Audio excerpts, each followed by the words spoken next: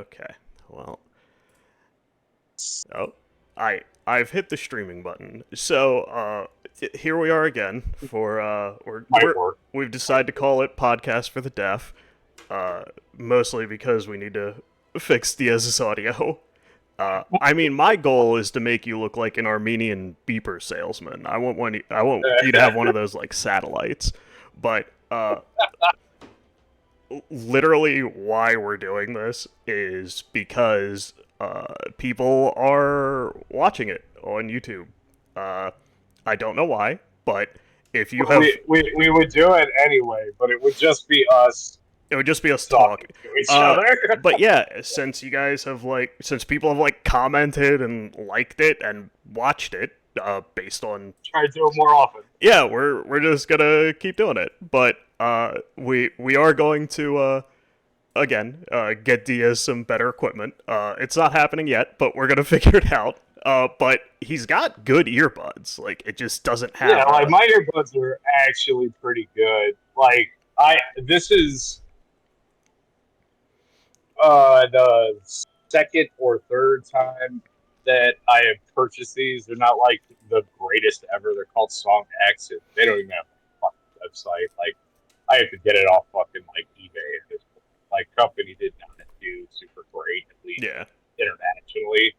Um, and they're not like, I mean, don't get me wrong, they're not clothes or anything like that, but they fit comfortably in ear. They're a little more in ear, not that shit where it's like hanging out. It looks like somebody's got like some bullshit hanging out of their ear, and they're just nice. But I listened back to the mic, so I mean, listened back to our own shit once, and I apologize profusely.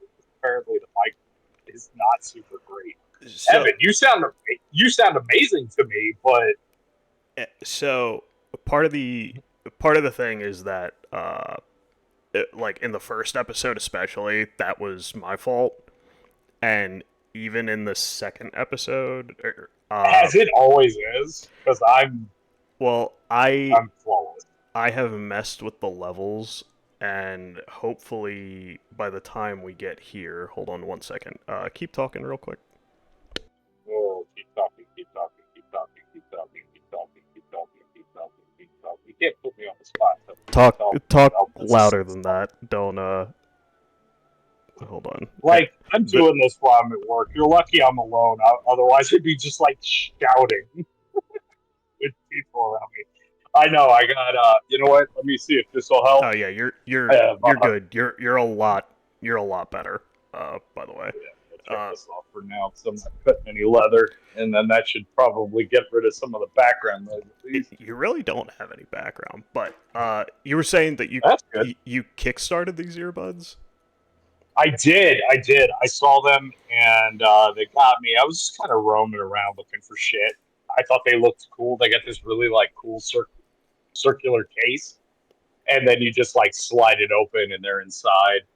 Um, they're really cool and really comfortable earbuds. And what I noticed is, even though the ones that I currently got are probably like a later model, like they left off like little stupid shit. Like I don't know how to describe the case so much, but you swing it open, and then both earbuds are there. Now both earbuds, there's nothing that completely distinguishes them left from right visually, Mm. and they don't necessarily feel too much different in your ear if you were to just switch them up. The problem is you won't get a good charge unless you put the correct one in the slot. And on this one, I noticed that they added the L and the R, so that's nice. But I also noticed I think the sound quality's a little shittier than when I first bought them. But overall, for not spending a bazillion fucking dollars on earbuds, I'll take them. You'll allow it. And I thought, yeah, I'll allow it. And I thought I got fucking scammed, man. I did this shit. I got this really cool. What is this thing called? For when I'm drawing on my iPad, called the Sketchboard Pro.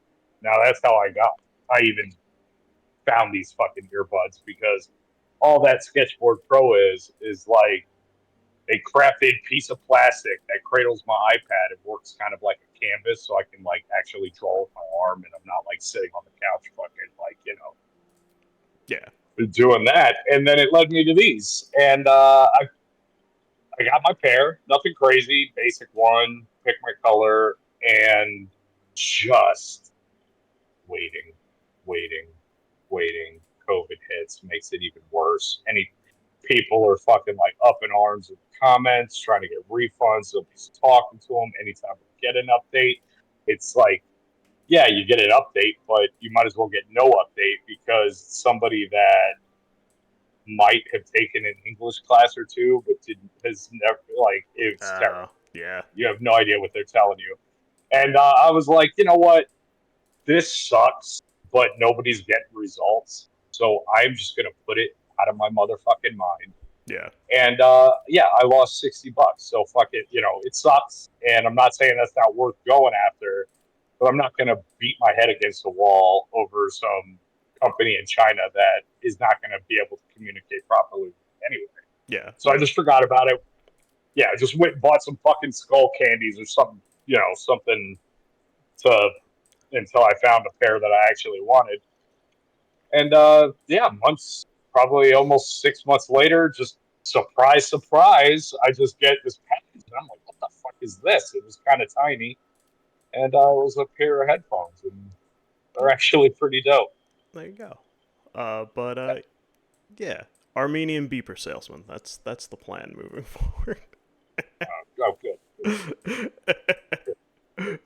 Yeah, very cool, very good. I've consented to this. Yeah, dude, Queens of the Stone Age was actually pretty dope, especially like to be honest with you, I was enjoying it. I know basically like the one buddy in the Navy, Chris, Yeah. fucking like turned me on to it, and it was songs for the deaf. Hence why I was like, if we're gonna do it, we might as well just call it podcast for the deaf because I don't know why anybody's listening to us. Yeah. But the last podcast of the deaf. yeah. But yeah, I was sitting there. It was a dope ass show, man. And they did like I didn't hear anything from Songs for the Deaf, no, zero. So I was a little I was like a little disappointed. But they have a pretty extensive discography. It's not just that song. Yeah. The place is not sold out, fairly packed. Like all these other people fucking appreciate all your shit. So. Yeah. But really, really talented. And then they did an encore. Like motherfuckers were like going nuts, man. And they came back out and did 2 songs from Songs for the Deaf. So my night actually ended up pretty good. They probably And, hold it up. What up, Rolk? But they probably hold it up because they know that's what well, it's kind of like people want. maybe, and maybe that is it. But like, there's this other band that, like, when I grew, because military brat, I was in Hawaii before I went to the Navy, and I used, I went looking and looking and looking for the DJs and the radio station that I listened to, like when I was getting ready for school, like my junior and senior year and shit. Yeah. I can't remember it at all. Probably has to do with the massive fucking head injury. Those do tend to derail things. Fuck with you a little bit. Yeah, a little bit. But I do remember this band, because me, I'm a '90s hip hop, R&B, like Prince, classic rock, and shit my dad used to listen to. Yeah. That's pretty much my musical taste. But there is this song called "Give It Up" by this like kind of reggae band called Pepper, from Hawaii. Yeah. And I heard that song every fucking morning, compelled me to buy the record. It's called Cone Attack. And I often think, all right, if I was going to be on a fucking, like, trapped on a desert island, and I could only bring, I was going to have power, but I could only bring 5 albums with me for the rest of my fucking life. I think Kona Town might be one. That might Like be it's it. fucking really. Oh, it might be one. Maybe. There's a lot to think about when you're thinking about five. But Yeah. I mean, from beginning to end, it's fucking great. And yeah, to this day, I don't know any other fucking Pepper music. And I think I was talking to Amanda. I'm like, I think I'm just kind of scared to listen to any of it because I think this is so fucking great. I don't want to be like, oh, these guys. Yeah. You know, like, I was like, this is so good. I don't want it to be like, oh man. So they were, at least they weren't a one-hit wonder. At least they were an album wonder. You don't want it to But get revealed that they don't got shit. they're just, yeah, they're just fucking shitty. But yeah, same thing. But we went out to the merch table. I'm a little fucking, as the kids say, lit. And I don't think the kids say that anymore. I don't know. Whatever. Fuck. I've come to terms with the fact that I'm an old fuck now, so I don't. I'm no longer down with the youths. Yeah, I don't. My nephew likes me. My nephews like me, so that's all that fucking matters. The rest of y'all can suck a dick. That's true. But I went to the merch table, and I'm just, we're having a good time. Saw a good show. Man, I spent $100 at that merch table both times flat, and I fucking know one. I did the because I don't buy a fuck ton of new music. Like some are like go seeking after it. Like every once in a while, one of the MCs from my era, like a lot of them been dropping albums. Like Nas has been putting out fucking masterpieces, which is insane. But every once in a while, you get these really good hip hop albums. That's kind of my jam. But back in the day, when I was in the Navy, when you live on a ship, I spent a lot of time with like my friends and people that had like wives. They always invite me out for dinner, just to come hang out, spend the night, and get you off the boat. Yeah. And but when they didn't, and I got my car, I literally used to just sometimes grab back cigarettes, drive over to Best Buy, and when they actually sold albums, yeah, I would literally just go through CDs and buy albums simply based on their album. Just album cover. Just album covers. I'm like, this album cover is fucking awesome. So I'm gonna go ahead and like, not that I was rich, but when you live on the boat, you're a single guy. Even fucking the peanuts that they're fucking paying you. Yeah, even the poverty wage you're getting. Yeah, like sometimes you have a little extra money because you're not gonna starve. You don't have to pay rent. So whatever. So you drop fucking $14 and the CD sucks. Whatever. But I did it at the thing. Again, didn't know much of their music, but I did enjoy the concert. Other than that one album, I bought an album of theirs on vinyl called Villains, and I did it no other reason than I was like, that is some fucking cool ass cover art. Why don't you give me one of them vinyls? And then I drunkenly walked around the casino with a fucking 2 t-shirts and a vinyl in my hand. Hell yeah. But it was fun. We had a really good time. No like big wins or anything like that. But she played for a while. I didn't. I don't partake. I just pretty much sit there and drink and fucking cheer you on. Like, yeah, babe, go get those fucking pennies or whatever. Yeah, I've gambling has been. I mean, I did it a bit when I was working at Quiznos because Texas Hold'em was like brand new essentially at the time. Like obviously not new. Or well, not brand new, but was the hot shit on the street. Yeah, I remember those times. It was like I got stories for that too. It was like the cultural new thing. So like, what we would do is we'd go, and we had like some very like simple rules of like how we were gonna make money at this, and it was like, hey, if you ever get like 50% of what you risked, you call it. So like you risk $100, you get 50, you're done. Yeah, that's it. So that's what we always did, and like what we would do, because we just play slots. But No, yeah, that's all Amanda does. But she does. She wants to play. Not that's not true. I take that back. She plays. I've never seen her play anything other than slots. Whenever we don't go to Hard Rock a lot, but the handful of times we've been. But man, we went on that cruise to Alaska, which when they were giving away shit for free post COVID, because they're like, please just come for out the love of and God, spend get on this, some moniker. Get on the boat get on the diarrhea and give us barge. some money. You don't have to give us all the money. You just have to give us some of the money. We need something. So we got this pretty good deal over in Alaska to go on this Alaskan cruise. And bro, she was sitting there playing fucking craps and shit or whatever. I'm like, who are you? Who the fuck are you?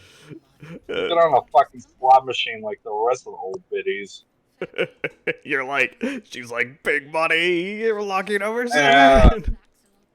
And she pulls a fucking Werther's original out of her purse. Jesus Christ, bro. I don't know. She always has one of those in her purse, and Oh my God, yeah. I love her. She is a huge, like, my girl is a very supportive of me. I love the shit out of her. She makes a joke out of it. She knows it bugs me so much. She's like, do you want to Werther's? I'm like, fuck no. No, I do not. I do not want your fucking old lady candy. Are you gonna fucking sit me down on your plastic covered couch and give me a birthday card with a $2 bill in it next? Like, go fuck yourself. I don't even want to look at your Werther's original. Oh, Werther's original. God. What is wrong with you? I was like, can we at least get you some other like hard candy that isn't Werther's? No, like Werther's just. I can't even look at a Werther's and think they could be delicious. I don't know. I'm pretty sure I've had one, but I'm like, even the look of them just takes me out of it. Yeah, it's like no, I hate it. Yeah, that is some old people shit. Right. Right. Oh, like, I mean, I've accepted that I am wrong. That is some ancient shit though. Like, right. Like that's a little different. That's taking it another level. You got that's dust from like midlife crisis to fucking geriatric hospital. Yeah, you've got it's dusty bones. Right. Yeah. Love them. All right.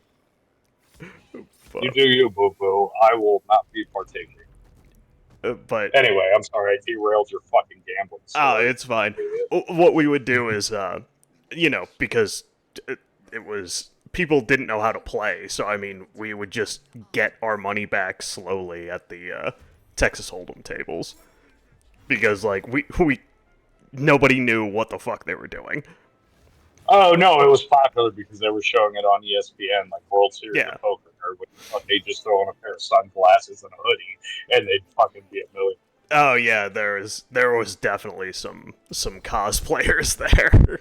Are you kidding me? There was a lot of that. It's like, settle down, dude. Yeah, no, fucking relax, okay? You're not. I don't even remember any of those fucking guys' names. The poker players. Yeah, but I was into it for a while too. Like I was into it. Like I enjoy playing Texas Hold'em. But yeah, man, there was a lot of posts. I play for fucking quarters or something, but I'm not fucking going to Vegas to sit down at a table. Yeah, it's like, dog, we are at a at like a $20 limit Hold'em table. Settle the fuck down. Bro, we used to do it. My buddies got me into it when we were in the Navy. Like we were out to sea. Like remember the PSP, PlayStation Portable? Yeah. We all got the fucking World Series of Poker. You didn't need to be on the internet. You just had to be local. So we'd be able to sit in our racks and we'd play poker online. But we also, when we didn't have Marines on board, we were in charge. Like our shop was in charge of one of the berthings for the Marines. Yeah. So we used to just like after work, we'd all go in there. We get so we're out in the middle of the ocean on a Navy boat, so it's not like we could drink. We got like sodas, snacks, and we're just playing like with chips and everything. Just sometimes for fun. Sometimes somebody would put something on the line. Yeah. But I'll never forget it because everybody we're out in the middle of the ocean. Everybody pulls their fucking dip out of their fucking things, and we had some kid new to the boat, first deployment. He was 18, looked like he was 5. 11 maybe, like looked super young. Yeah. What a cool kid. And he had never had it before. And now we're the size of the football field. We don't have, unless the seas are really, really violent, there's a little rocking going on, but Nothing it's crazy. not major. Yeah, unless the seas are really violent. But there is a little bit of a rock. And he asked, he's like, "Can I try it?" I'm like, fucking, of course. Of course. I was like, I wouldn't go to the moon and put a big honking lip in before I could even get it out. Fucking huge ass lip. And he puts it in, and he's good. This is his first dipping experience ever. And it's out in the middle of the ocean. He puts it in. We're like halfway through the first hand. Dude says nothing. Literally just puts down his cards and leaves. And we get through a couple more hands. Fuck, maybe he had to shit or something. But there's a bathroom in there, so we didn't get why he went. Yeah. And we went checked. I went checked on him. He was in his rack, fucking green as fuck. Was throwing up. Could not. And I was like, well, there you go. I told you to put a small one in. Like I had seen the kid have a cigarette before. Like he wasn't a smoker, but I had seen it. So I was like, all right, he might be okay. No, he wasn't. He was gone, man. I don't even think he was in the shop the next day. He was just sick from the boat rocking a little bit and shit. It was hysterical. Oh, good guy, though. Good guy. I felt bad for him. He was fucking done. Yeah, that dip will get you. Oh no, it's been I don't know 4 or 5 months for me. It's been a while since I partook in that, and I'll tell you, it sucks and it's hard. It's not great. Yeah, oh, it sucks. I'm it's sure it does. 4 months, and I'm like this. I was like this, like when I'm drawing, when playing video, I'm like this sucks out loud. Like I need it. I want it. I need to go get some Ryan just called me the other day and he told me about the little substitute that he found that apparently has nicotine and tastes decent, texture and everything is pretty much the same as real dip. It's just nicotine. It's not that's all the evil tobacco shit.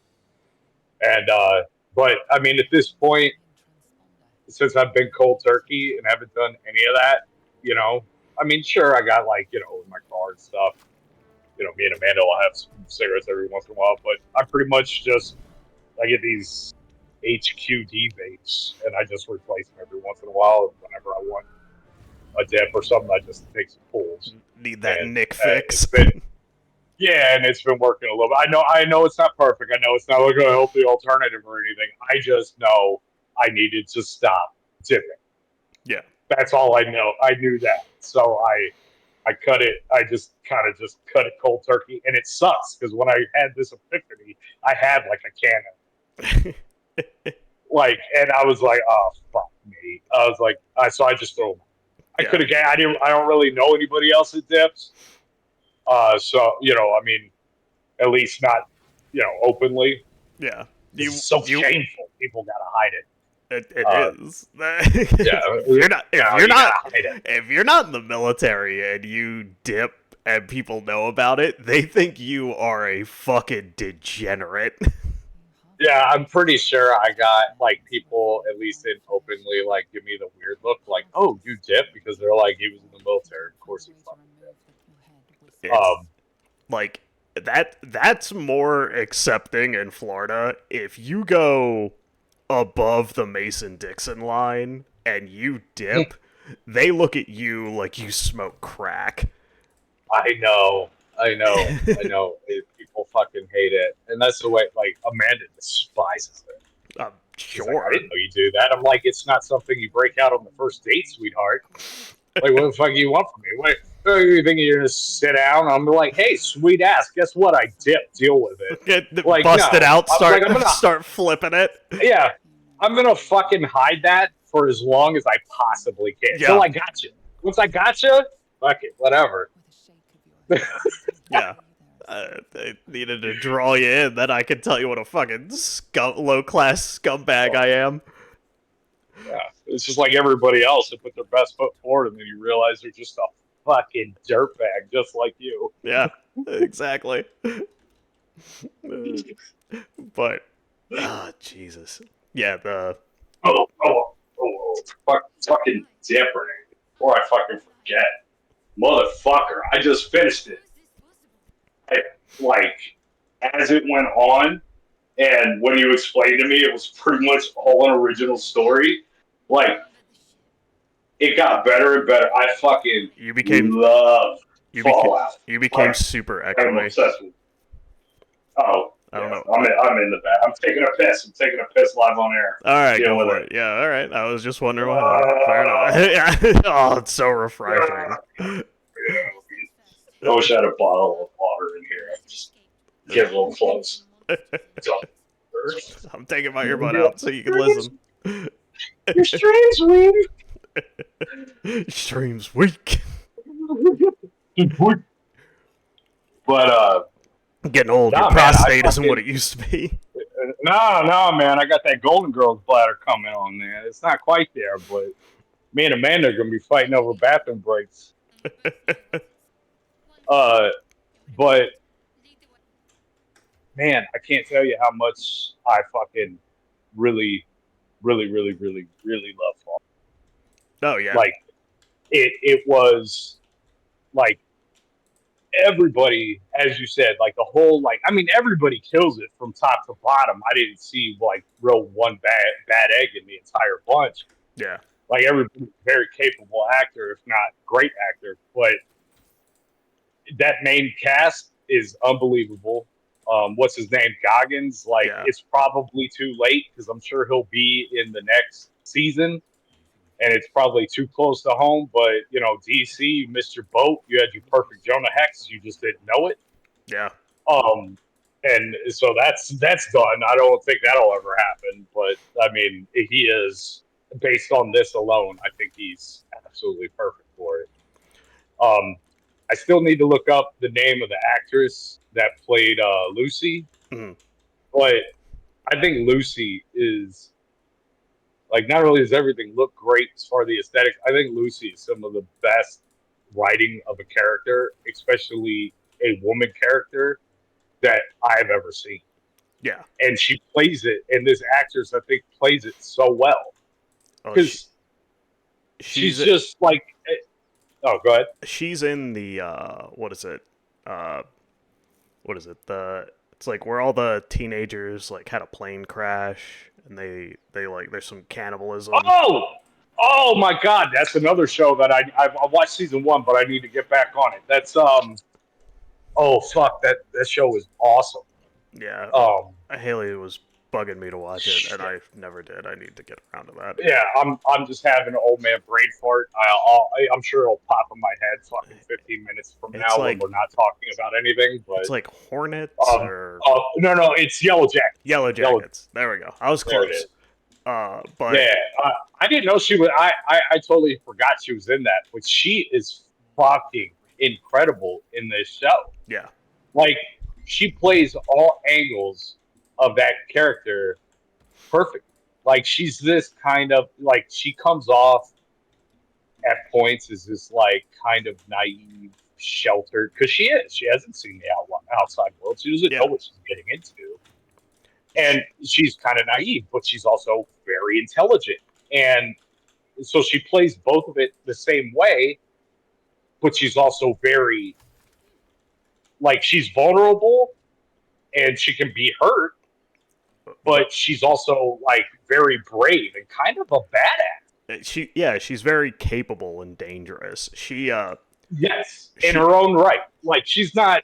I'm not saying she doesn't ever need help. Like it's like perfect because you buy her in every single way. yeah, For me, she reminds me of like she's like one of those girls who like grew up on a farm in a small town in the Midwest. So like tough as nails, but like and like knows how to do all this shit, but like really doesn't know what's going on out there. like right. like her Well, her I actually really liked. I think you had mentioned to me this before, and I absolutely concurred. I found it really kind of an awesome way to approach her. Is she goes out into this world that she knows exists, and she knows it's going to be like she's out of all these years and the education that they did give them, she is prepared to see shit she's never seen before and people that look massive. Like she's prepared for this, at least somewhat mentally, yeah. I would think. But I always found it. I think it's kind of cool, and I think you're the first one that brought it up, and that's why I think I might have noticed so hard. Is I kind of love how she just. It doesn't matter how grotesque somebody is, or what situation they are, what age they are. It doesn't matter. She treats absolutely everybody across the board that she meets on the same playing. Like it doesn't matter who you are, economic status, what you look like. She comes up and she is just sweet as pie to everyone Yeah. until proven otherwise. And even then, she tries to, diffuse any situations or anything like that. And I just found it really kind of a cool take on it. She needs to be extremely wrong-footed to like even be suspicious. Like and like I like and like you start out not liking him, which I think is the point. I love how Yeah. Maximus is written. Like I did not. Well, it wasn't a matter of writing. I was like, this guy, and I take it all back. This is going to sound super negative. As the show progressed, I take it all fucking. But when I first Maximus, at first I felt like he was kind of one note and flat yeah. as an actor, and I was like, I wasn't really into his character. I was like, let's go back to fucking Lucy. She is like super fascinating, Yeah. and in this world that she's discovered for the first time, let's get back to her and excuse me. Yeah. But no, man, as he progressed, he's got layers, he's got depth, he stretches, he's no longer one note, as it progresses, and I really love him. He was fantastic. I I agree. I think my favorite part about how he was written is you aren't sure if he's a good guy or a bad guy until like Yeah, the second to last episode. Like you have no idea if he's like a psychopath or if he's like a good dude. Like you have no idea. And that's what I loved about it. It's like that's how you keep a like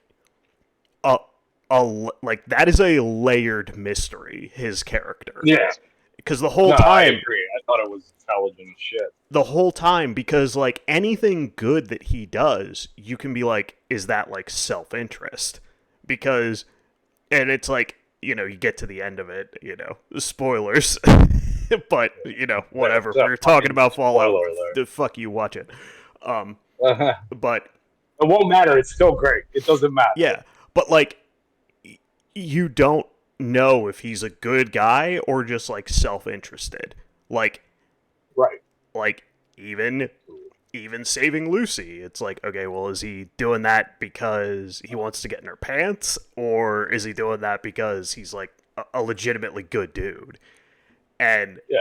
I thought, Or is it all just self preservation? Like he's gonna kill her and rob her. You yeah, know what I mean? Like you don't know. yeah, it's like you don't, Like you as the viewer can't trust it.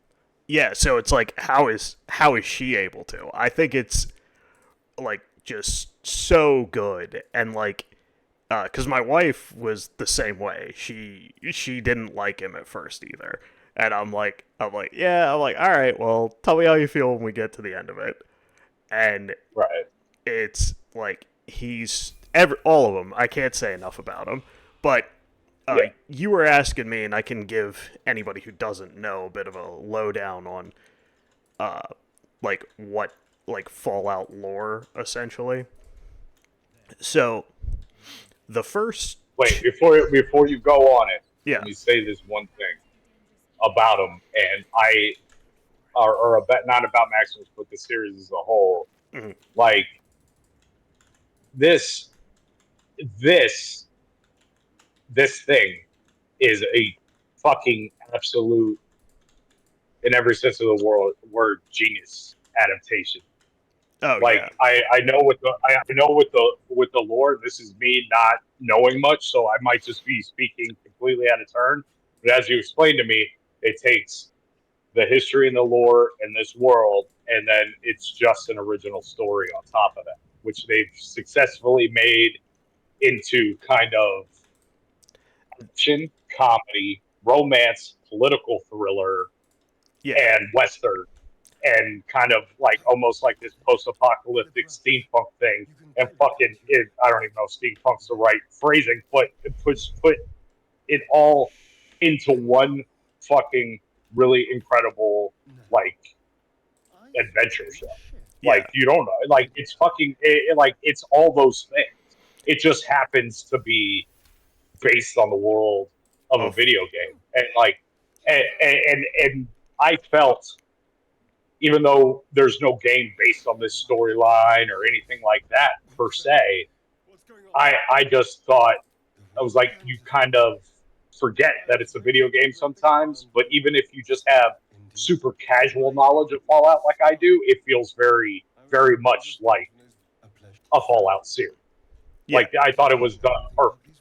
Well, I think that like it finally it nails what you need to be able to do to write a good video game adaptation. Like, one, it needs to be a series. Like, that's just off the break.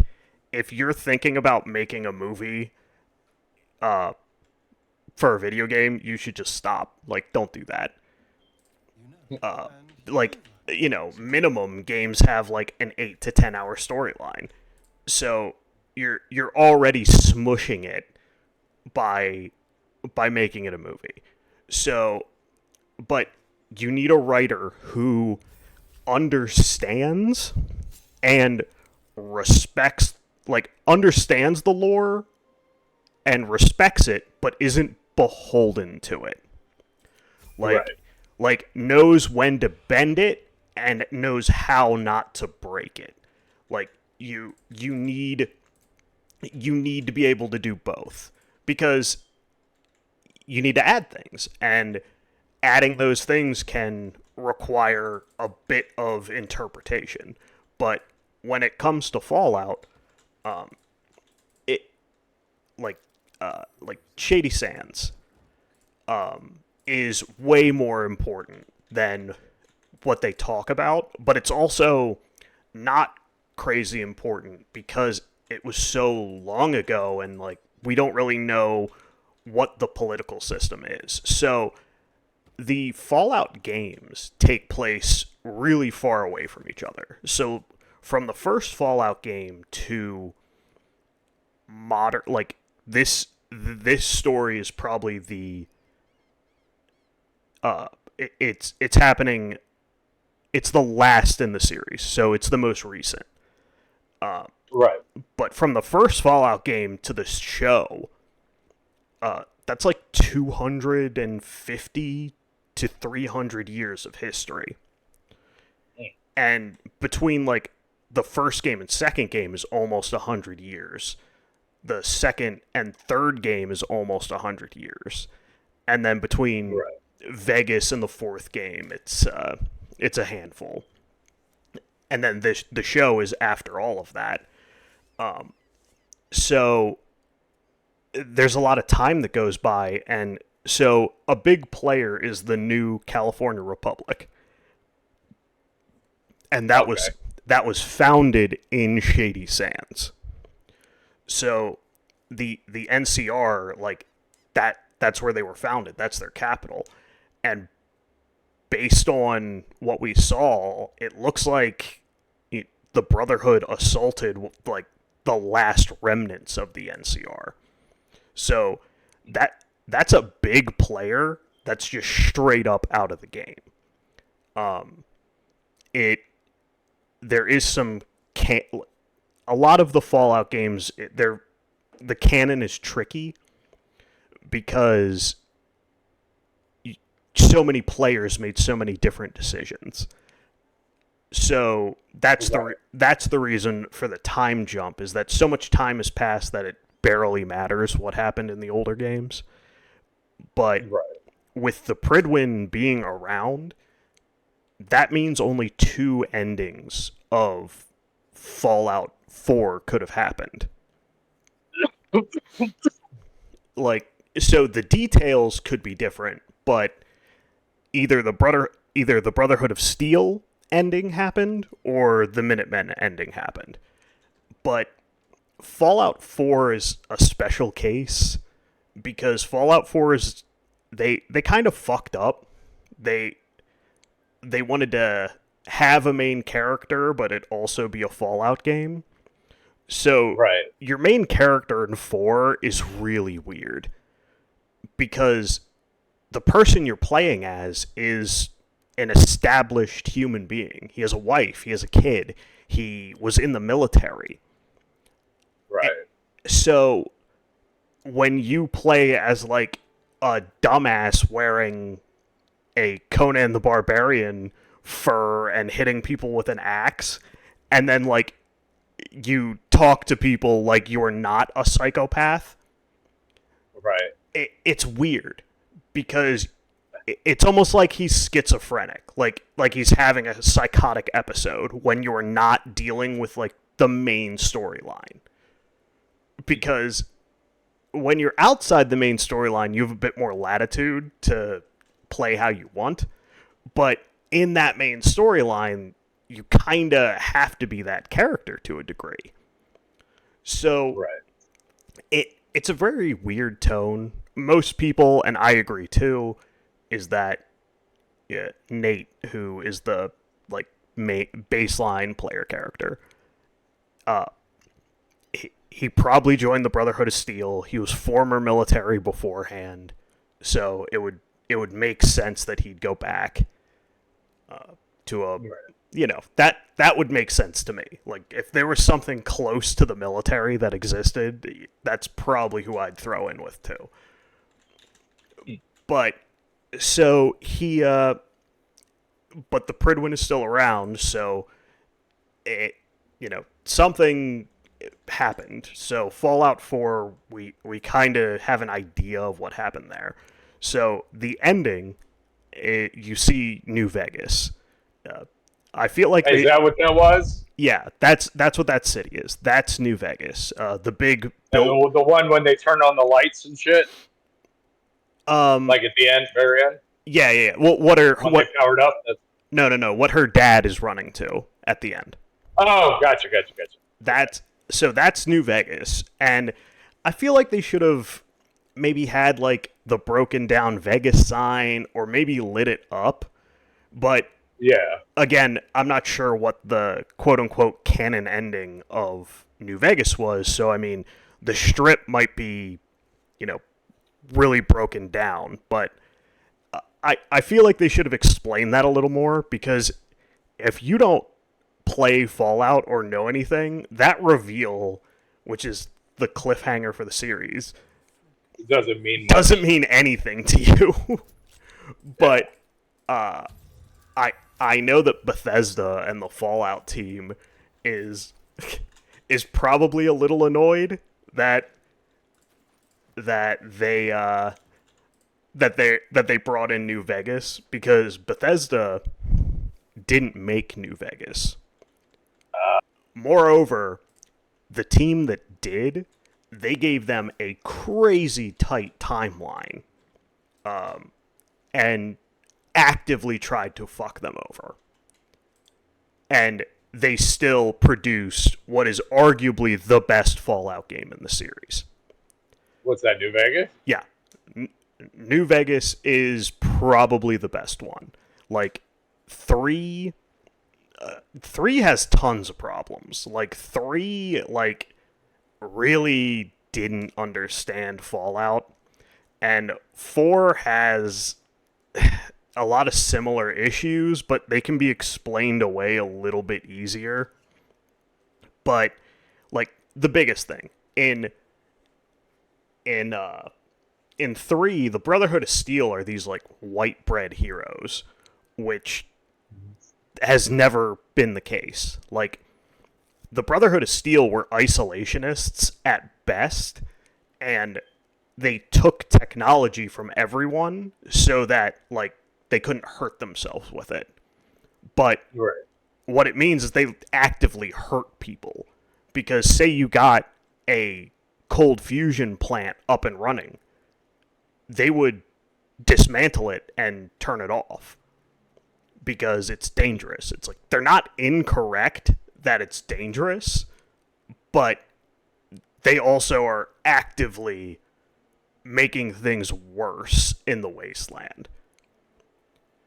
So, and in Fallout 3, they're heroes, and like, we're great. At least in Fallout 4, they're kind of jingoistic and very hawkishly war heavy. Right. But at least they're involved in Fallout. And this is the Brotherhood? Yeah, this is the Brotherhood. So, and they carried on in the show, they carried on that more militaristic, active Brotherhood of Steel, which, leads me to believe that the canon ending of 4 is the Brotherhood of Steel ending. So, so the interesting thing is, Bethesda has always been annoyed that New Vegas is pretty much the best Fallout game, because they've had to answer questions about it for like 2 decades at this point. And you can tell it annoys them. And it's like, yeah, well, Made a good game. yeah, it's like, so the fact that, like, I would say that New Vegas and the Fallout show both handle Fallout better than Bethesda did. So Bethesda has 2 games under their belt, or 3 rather, with Fallout 76. Wait, okay, what is Fallout 76? Fallout 76, the canon of it really doesn't matter, because you can assume that in the end everyone died. Essentially, Fallout 76 happens before any of the other Fallout games.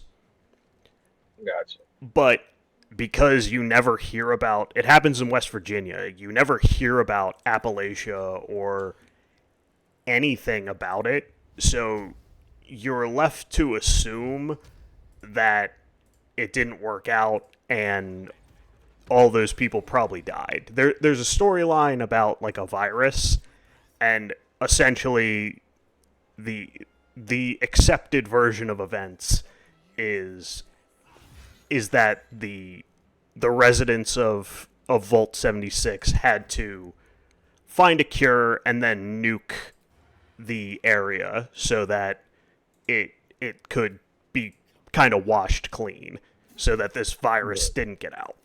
So that's probably what happened there, aside from it being a simulation and not real at all, which is another theory of what's going on in Fallout 76. But either way, Fallout 76 really doesn't matter. So you've that I know Bethesda is annoyed that the 2 times since they've owned the property is that people all agree that it's like, oh yeah, these are the best versions of Fallout. And it's like, man, that has to piss you off. Because it's got to sting a little bit. You'd imagine it does. Well, in Fallout 3, like, you're not even the main character. Your dad is, and you're just, like, following him around. Like, it's stupid. And then in the 4th game, I would argue that it's not really a Fallout game. Because you're, like, not a mainline one. It's like a spin-off. Because you're playing a character, and they should have just wrote that character better instead of being, because like Fallout famously has like so many like cool interactions. Like if you play as a dumb character, that matters when you're talking to people. So it kind of works a bit like, I'm trying to think of a game that I did play. It's got kind of some Mass Effect to it, where what you say to people and your intelligence, all that shit, will actually matter on the effects of, like, maybe not the ending of the game, but how you go about life through the game. Yeah, but even like, so like if you have low intelligence, you get options to say like just dumb shit, or you just straight up don't understand what people are saying. So like. So you get to role play as like a total moron, and people treat you like the idiot that you are. Yeah. Yeah. That's kind So I mean, and that's totally gone in Fallout 4. So it's just kind of frustrating, and they've never stuck the landing is what I'm saying. Right. So and they constantly get asked questions about it, and you can tell from those interviews that they're super not fans of that fact. They're not about it. Yeah. So, that's just what it is. Oh fuck! And I got another one. Roll. Started. I mean, what did Roll say? We played Fallout 76, and we played it when it was still bad, but it's gotten better apparently. So that's at least some good news. Well, they're not total fucking shitbirds. They fix their game. Yeah. Speaking of that, speaking of Rolf and Fallout 76, I goddamn need to find time. I need to just basically just shading and stuff, but I actually just made a custom icon for Miss Susan, who Rolf kind of, I guess, apparently sent my way, which I think is worth her. And I didn't know, like, this character, like, she sent me pictures of character, and, like, so, like, it's got to do with, like, this duality of the character. It's very, very cool. And I actually, after I did it, I asked her, I was like, what game is this? She's like, what other game is there? It's Fallout 76. And I was like, well, I had never played it, but I was like, this is very cool. I was like, and don't get me wrong, I like what I did a lot, but just off the bat, I was like, God damn, I kind of wish I knew that this character that you wanted me to, mimic or like take inspiration from, this is a Fallout game, because I feel like I would have maybe taken it, like, because the thing that's always been appealing, even though I've never played about Fallout, is, what do you call it? Like retro futurism, yeah, kind of. Like, and it's got that feel, and I love it. Yeah, I love the 1950s in the future is Yes, it's very incredible. very interesting. Yeah, I find it very, very interesting, and I was like, man, I kind of like, don't get me wrong, everything I did is super fitting, but now that I know it's Fallout 76, the way I color it, actually design it, like she's using it now, I think, but it's unfinished. I was like, just no. She's like, can I use it now? Would you care? I was like, it's yours. You paid for it, Yeah. so do whatever you want with it. I'm just letting you know it should only get better for me. Yeah. But it's not finished. I just wanted to show you, what I've got. She reached out over there, and I should. Yeah. I wanted to put her mind at ease that I might not be scamming her. So I just sent her after, like, with base color and shit. But yeah, man, I was just thinking about it's cool, like, because with that future, like, their aesthetic. Like, could you imagine if I made a Fallout overlay? Like, yeah, that would be dope. like the coolness you could fucking do with that. Yeah. Like, and it would look. I think you could just make it look fucking fantastic. Oh yeah, definitely. Have like the Pip-Boy thing. Yeah, totally, 100%. And what Rolk was saying was like Alien, where it's 1970s in the future. Yes. Yeah. Yes, but I mean, love that. To this day, it's one of the things I love about Alien. Yeah. Like when I watch it, I was like, this is so dated, but it works so well. Yeah. And I loved it. Like, I, again, never played it, but had seen some of it. I thought they got it, at least from the trailers and the little bit that I saw. Remember that, speaking of Alien, remember that game that they put out, like that horror game? Oh, yeah. Where it was just like you on a ship? Alien, like, just aesthetic. Alien Isolation. Is that what it's called? Yeah, that game nails Alien. The aesthetic. Incredibly well. Like, it's... Oh, yeah. Well, I mean, the amount of work that they did and, like, to get everything dead on, like, is awesome. It's super. They killed it. Oh, man. Guess what we missed? And we meant to do it, too, but we just, with everything going on lately, we just kind of forgot. Amanda was going to take me to the theater because they were doing a showing of Alien. I guess it was one of, like, the anniversary. Oh, hell yeah. And I've never seen it in the theater. I've seen it 47 times on fucking DVD and all that shit. I mean, we were not born yet when it came out. Correct. But, I mean, hell, my favorite, I believe Die Hard, my favorite movie of all time, I believe came out the year I was born. Yeah. Hell, I'm pretty sure one of my favorite albums of all time, I'm pretty sure Purple Rain came out in 1984.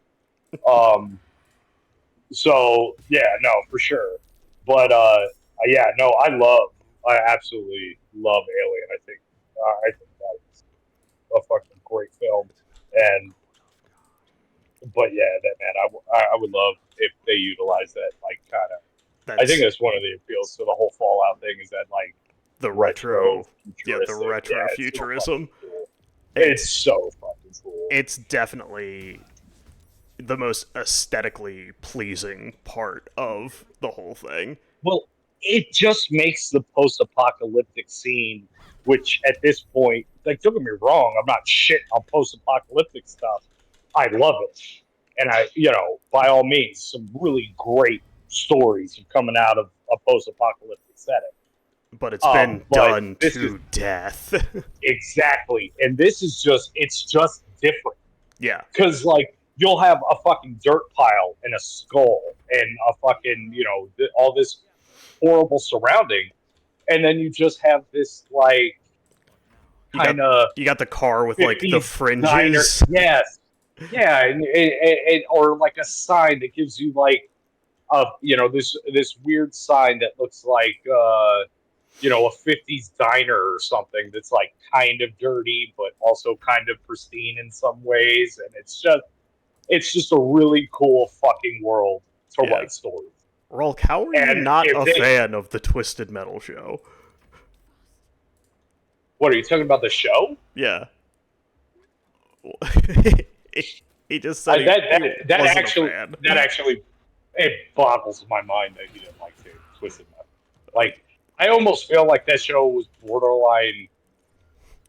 Like, I feel like you almost are solely the target demographic for Yeah. that show. So I'm just really confused Yeah. on why you wouldn't like that. What did you want? Yeah, I thought it was great. I was expecting very little, to be honest with you, and I was pleasantly surprised. I mean, look, I think just from production value and everything, I think Fallout's probably definitely the better show. Yeah. But that's not saying that I didn't enjoy the shit out of and want more Twisted Metal. Because I thought Twisted Metal, I thought they approached like they should be approaching fucking Borderlands, and it would be pitch perfect. He's just mad there wasn't any Rob Zombie. So, Yeah. whatever. That's probably a good thing. That's not a reason. No.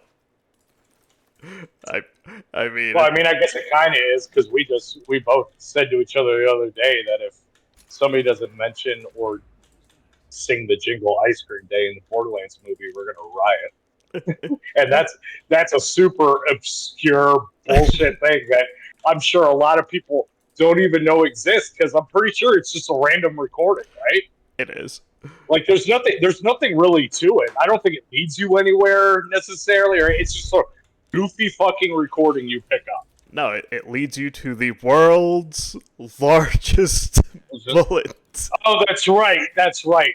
That is right. You are absolutely right. Jesus, it's been years.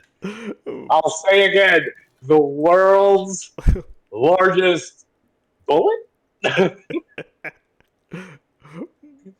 Oh, yeah.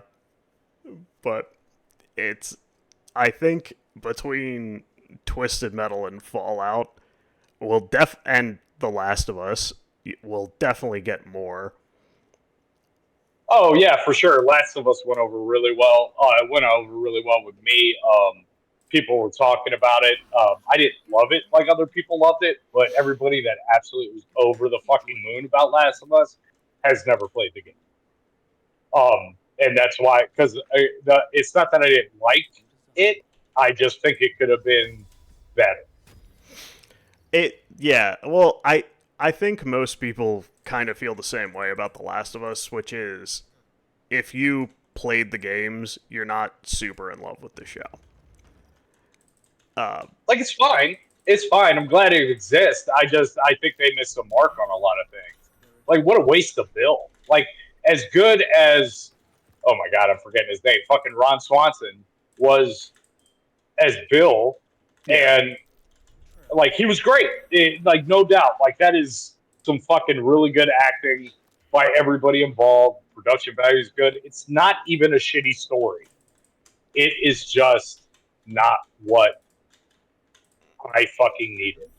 Like, think about when you go play Last of Us, and if you haven't, I highly recommend it.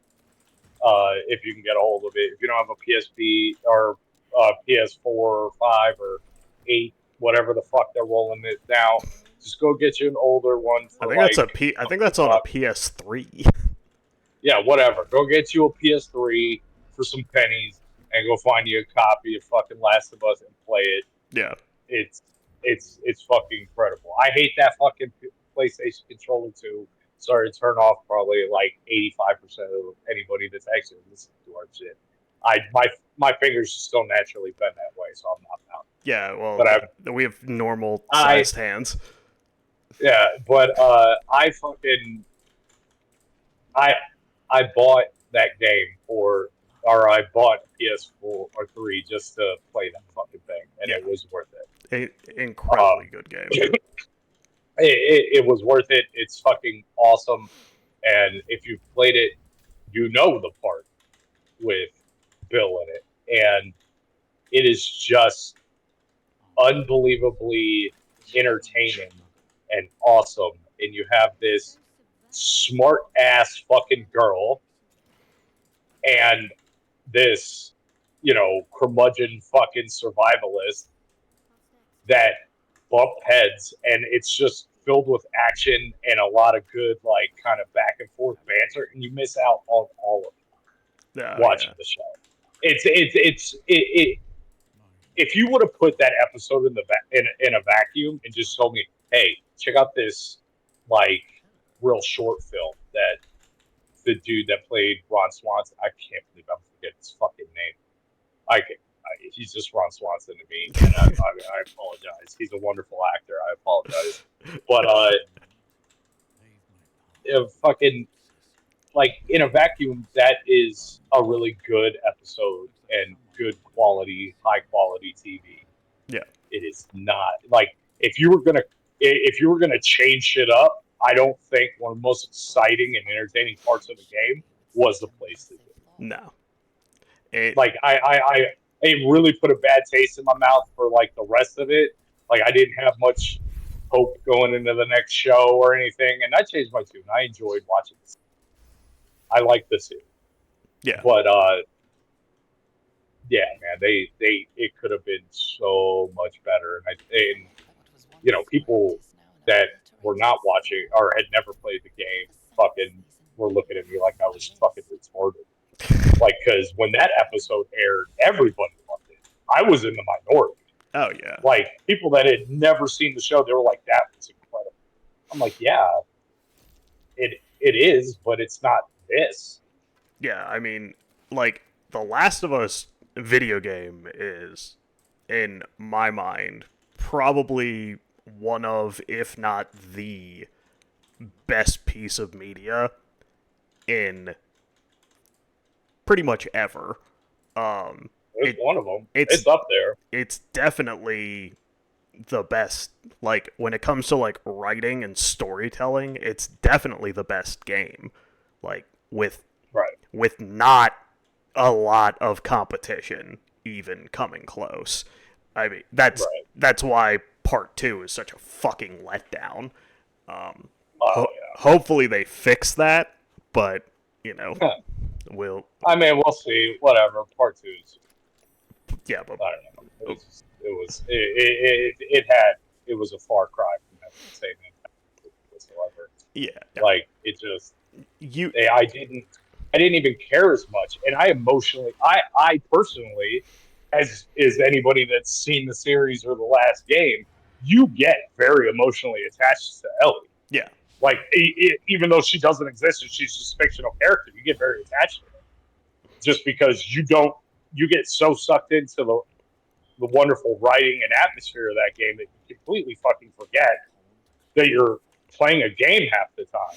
Yeah. And it's the same reason why, I mean, if you haven't played it and it's been out for a long fucking time, spoiler alert, I guess, but go fuck yourself. But, like, that's why, like, everybody that I know that has played that game or talked to has rolled in there with no second thought, doesn't even let the doctor get out the whole like, doesn't even, like, everybody just rolls in there, fucking bop, 2 fucking innocent nurses on the side, bop, grab her off the table, and you were gone. Smoke you don't even think everybody. twice. Yeah. You just kill all these innocent people. You just fucking ice them for no fucking reason. Yeah. And you don't even realize what you're doing until the end of the game. Yeah, it's not... It's incredible.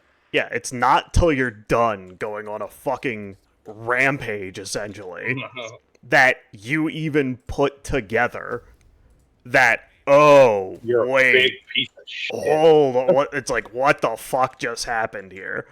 But, yeah, like, and that's part of the reason why I'm like, it's still probably good, don't get me wrong, but I don't believe for a second that it hits the same, because you did it.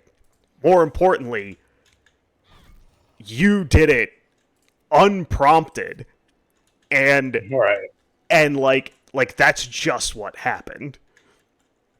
Yeah. Like, Well, I mean, that was the one thing. I think it was prior to you getting out of the service, and I think I was actually headed towards. Oh, look at this! How about this for a throwback, kids? I was going to GameStop, and I was gonna, pick it up, and I just lo and behold, I just ended up fucking kind of talking to you, and you're like, don't do it, because at this point we had already, Nick had approached me, and we had planned to like, yeah, move in together. yeah, And then I remember you saying, "Yeah, I have it. Don't buy it because I want to watch you play it." yeah, And you did, and yeah, I didn't disappoint. I did the exact same thing you predicted I would do, and that is just fucking kill everybody to save that girl. it, It didn't even matter what the purpose was. I was going for it. the I have watched because I watched a couple of guys in the army play it, and I mean that first scene, like Oh, it's incredible. people get choked up in that first scene. I don't Why wouldn't you? I don't This shit is devastating. I mean, I think the show, because the actors are good, can probably do it as well, but you're never going to convince me that it's better. Well, here's another thing I kind of didn't like for the show, and I have to think about it in a in a way where, like, I'm watching this with Amanda, who has no context, no Yeah. desire to ever play the game, won't ever play the game. This is made also for her, not just me. Yeah. And I didn't understand, like, if you want to change things, I understand it's an adaptation and you need, not everything is gonna cross, platforms and mediums and it won't work as well. I totally Yeah. understand. You have to. But you have to change stuff, and I totally get that. And maybe I'm wrong because um, the casual fan will like a bit of backstory and be able to be emotionally attached to like his daughter before she dies. Yeah. But I thought, I was like, she did a good job. I didn't need to see her going to get the watch fixed, and I didn't need to see like, I mean, yes, I know they set it up, but like they could have shot for shot, basically pulled the Zack Snyder Watchmen and fucking just done it shot for shot the way the game actually fucking starts, and I think it would have actually been more impactful. Yeah. Because I still felt somewhat emotionally attached because that opening scene is so good. Yeah. And it's so unnerving because you're playing as this little girl who wakes up in the middle of the night. There, you got the creepy news on. There's fucking, it's night outside. She's alone in the house. The house is dark. There's explosions happening outside periodically. She has no idea, and it's creepy. Yeah. And you feel protective of her. And then it just, totally goes into them on the run, explaining itself a little bit more. And then it's just bam, full on action. Well, it's even scarier because you're playing as her. Yes, and that exactly. It's scarier because you're literally in control of her, so you feel very vulnerable. And maybe that's why I think it works better. But even prior to all that, going to sleep, you have this like beautiful moment where Joel like walks in and then he like sits on the couch. It's the whole birthday thing. She gives him the watch. He plays the joke. It's all very charming and great and relatable. And then like I just didn't need any of the backstory. Like, No. she's a very cute young girl. Of course, we don't want her to die because she hasn't proved to be a fucking terrible person. Like, Yeah. I think they could have played it shot for shot. They would have played it. Yeah. It's for me. I didn't need any of the other bullshit. I No. just didn't. Like, I get why they did it. I just didn't. No, I didn't. It doesn't feel necessary. But like, people are surprised that I haven't watched it, that I haven't seen it, and I'm like, I don't. It doesn't surprise me at all. Well, I I just tell people that I'm like, look, I am done being mad about adaptations. Like, right. if I like something as much as I like The Last of Us, I'm not gonna watch it. It's going to annoy me. Like, I'm not like, I might be like, yeah, it's fine. Like, it might not piss me off, but I'm not gonna enjoy it. I promise you I won't enjoy it. Like, Right. No, I totally get that, and that's why I was so excited to see it happen. yeah, Like, and for it to, because I mean, how many years have we been kind of talking about yeah, it and fan cast, shit like that? exactly. Like, so I was excited for it, but I actually definitely understand where you're coming from, Well, because when I sat down to watch it, I was so excited, but I was like, all I can think of is, God damn it, I hope this doesn't fucking well, suck ass. it's not just that. It's that I'm sitting down knowing full well that the ending can't have the teeth that it did. Like, Right. there is nothing that you can do to, like, the ending of The Last of Us is an active experience.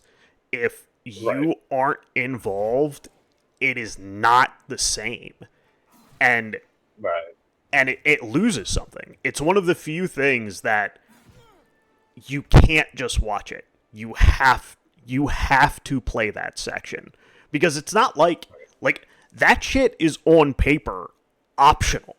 Like, the rampage at the end that everyone did. The game doesn't force you to do that.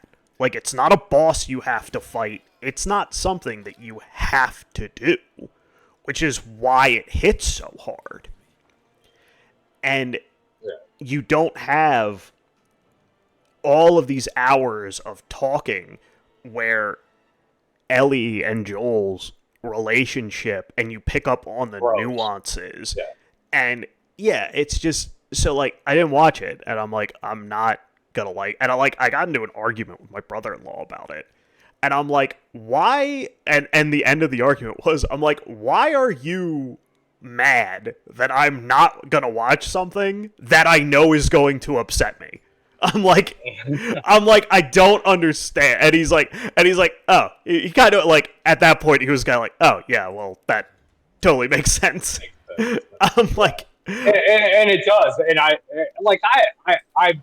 updated you on my thoughts of it, but Yeah. I don't think I've ever pressured you to watch it. no, it's like, I mean, it was pretty questionable for myself at points. I was like, do I want to even do this? do Like, I even want to watch is it this? Yeah, and it's the same. It goes back. Do I even ever want to listen to another Queens of the Stone Age album or another Pepper album? Yeah. I have a hard time with it because I'm like, I don't want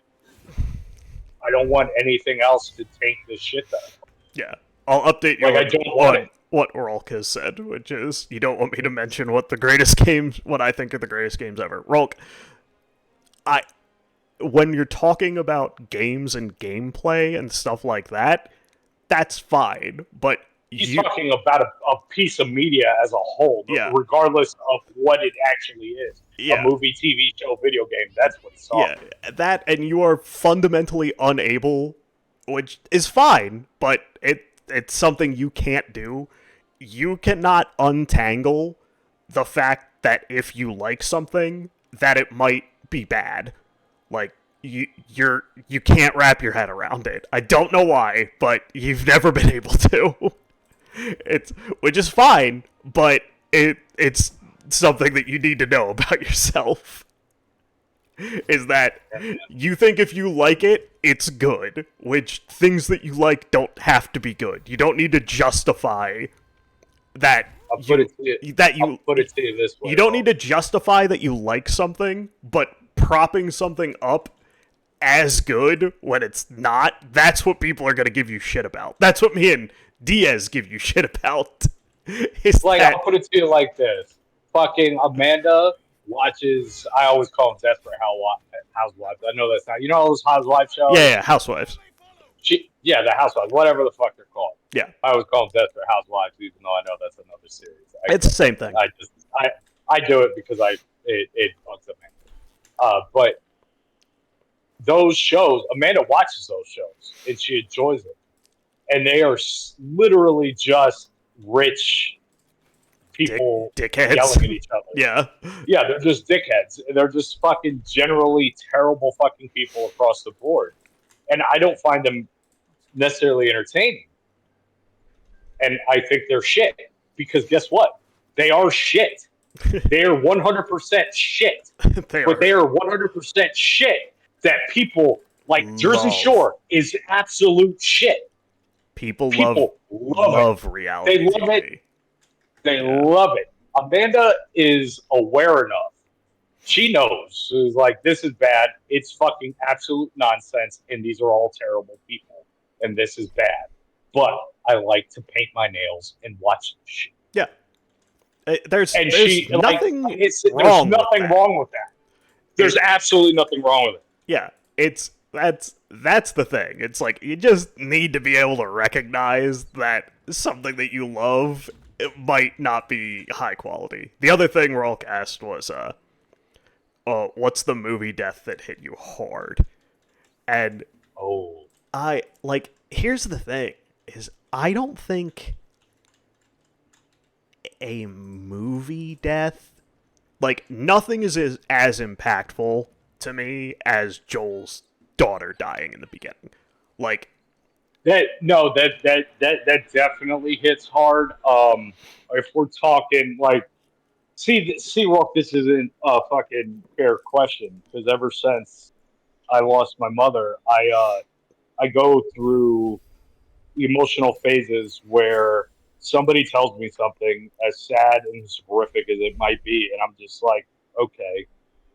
And then I'll be watching TV, and the wrong fucking commercial comes on, and I'm choking back tears. I'm a very fucking weird person when it comes to how I feel about any given situation. Yeah.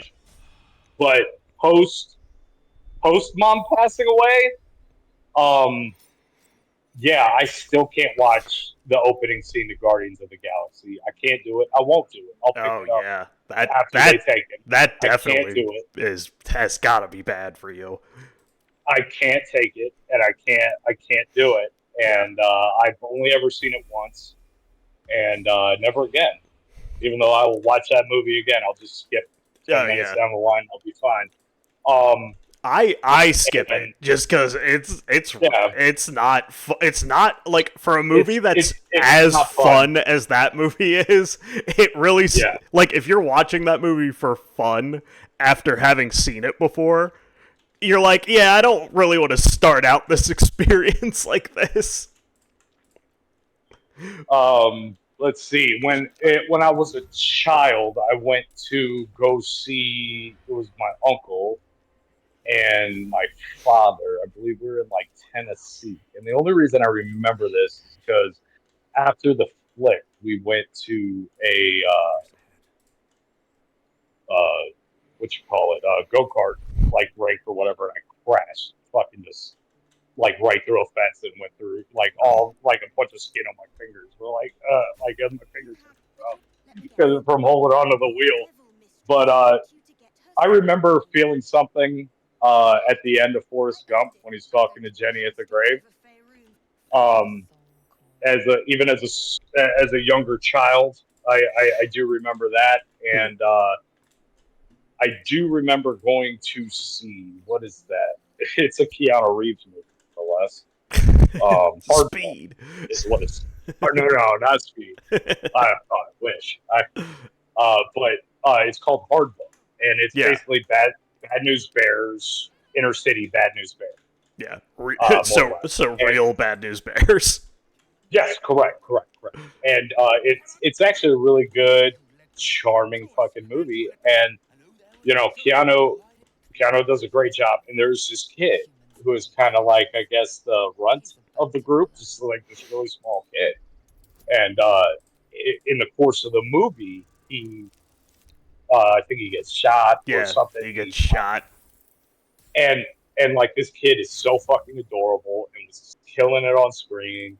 You like really like it when he's on screen, and he ends up getting shot. I'm just in this theater with like my coworkers who also, guys in the military, and got fucking people everywhere, and every dude in the thing is like trying like I'm not crying, you're crying, like fucking like that. Like that was a sad moment in a movie that I can remember where I'm like, oh no, and like actually had like an impact. Like I don't know why. Maybe I was in the Navy, so chances are maybe I was just used to sneak in Captain Morgan all the time, so maybe I was just intoxicated. But I remember that one emotionally fucking with me. Oh yeah, that one. So, Shadow didn't die in Homeward Bound. Let's be clear about that. Yeah, like yeah. You said death. Yeah. If you want to ask me something, like I don't really cry during movies much. Obviously, now maybe that has like changed a little bit. But before I ever really remember crying in a movie, except fucking Homeward Bound.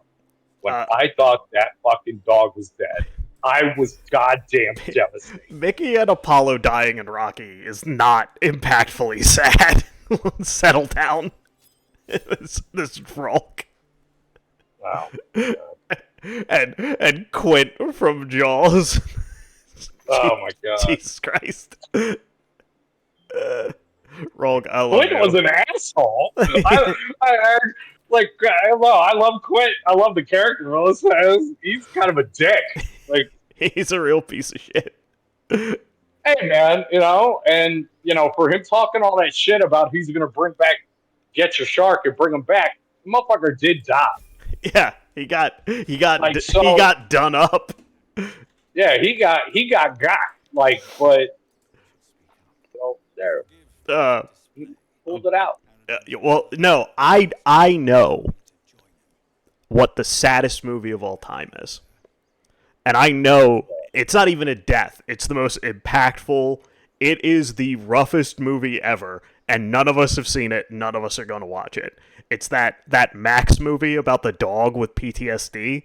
Oh, yeah, it probably is the saddest movie of all time, but guess what? I'll never fucking know, because I don't know what kind of masochistic son of a bitch decided, I'm going to write this script. This will be great. Fuck you. Yeah, no, we were almost tearing up watching the fucking trailer for that. I know. I was like, what fucking monster decided to do this? Like, who do you think wants to see this? Amanda, all the way during Fallout, she's like, oh god, they're gonna kill the fucking dog. I was like, they're probably not. And Evan explained this to me. I think people were really upset that the dog could die, and they changed it. The dog can't. No. I was like, I believe that's correct. I was like, there's a better chance that dog lives than dies. Oh, you're not gonna ask any more questions because you're mad about our reaction to your answers. Ro's like, fine, I'm not gonna ask any more questions. You can ask all the questions you want, man. I'm just being honest with you about my opinion. You're just getting the truth. Truth hurts. But like cold facts right there, bro. Cold facts is all it is. Yeah, like who wanted to watch? Like who saw the trailer for that movie and was like, yeah. I'd be surprised if that is not the biggest bust in cinematic history. I'm surprised it made $1. Made its money back. They made a sequel, right? Jesus Christ! So people did watch it. And no, it's totally different. It's like he is a Secret Service agent for the president and is essentially Air Bud, but in the Secret Service. What the fuck? Yeah, it's totally different. It's completely unhinged. But yeah, nobody wanted to see that. Nobody needed to see that. Yeah. But yeah, Dog Meat was because I I don't think Dogmeat can die in any of the Fallout games. But yeah, I was like, when he went down, I'm like, oh really? I'm like, they're not. I know. I'm like, they're not gonna kill Dogmeat. And then when he revived him with the stim pack, Yeah, that was awesome. I was like, okay, Dogmeat's never gonna die. I'm like, all right, cool. Yeah. No, I thought that was a really good like nod to the game too. To like watch how it and the way it works and stuff, or like at least in this world. I was like, one, they put everybody's mind at ease because the dog's obviously gonna live, and two, they did a good callback to the game. Yeah. Well, it was great. The funny thing, fuck that Max movie or whatever the fuck it's called. I mean, fuck those people. What kind of animal thought people were gonna want that? I'll say that. Yeah. Yeah. You're a real piece of shit if you thought, like, if you legitimately were like, yeah, people are gonna want to see this. Yeah, this is gonna be great. It's like, what kind of monster are you? I don't know why they did that, man. I don't know. I can't even, and I'm sure it's a perfectly fine. I'm not even going to talk shit about it. I just don't know why it exists. Yeah. God knows Who was gonna see that movie? Like, even if they were like, this is the, like, Academy, whole nine, everybody was in consensus except me that this was the greatest film. Yeah. Greatest cinematic achievement of all time, I probably still would not watch it. No, I'm never going to put myself through that ever. No, I don't want to watch your movie about a dog with PTSD. That sounds awful. I'm never doing that to myself. Yeah, it's real bad. I just don't get it. I don't get it at all. It was such a waste of money to make that. The mommy movies? The voice to text, Rolk. Sometimes your voice to text is deeply confusing. The Mummy. Sure? Yeah. People do die horrific deaths in the Mummy, though. Like for being a movie that I definitely watched a lot as a child, people go down rough in those. But oh man, I saw. Do you remember? I have a little bit of a suggestion for you. I don't know if you've seen it or not, but I got vibes from that show that me and you really liked with old boy from Friends. Lasted one season. Go On. Go On is so good. Go On is really, really so funny. But I found one. Like, we were just trying to find something to watch yesterday, and we decided Amanda got a new phone. So, with that usually comes like a year or like 6 months of like Apple TV or whatever. Yeah. So we decided to check it out, and there's this one with Maya Rudolph called Loot. Loot? It's called Loot. Okay. And she is, like, due to a divorce and all that, she like becomes like the third richest woman in the world. Like, she's got like legit fucking money. Yeah. And she finds out that she has like a whole established like charity, like good, stuff like that is one of the businesses. Mm-hmm. And she starts trying to work at it, but she's like this fucking entitled rich woman in a lot of ways. Yeah. And I believe that the people that work at this establishment kind of play. It reminded me a little bit of Go On. Yeah. Because these people that she's now trying to work with at her own fucking company kind of remind me of like what was going on and Go On in like the therapy group. Yeah.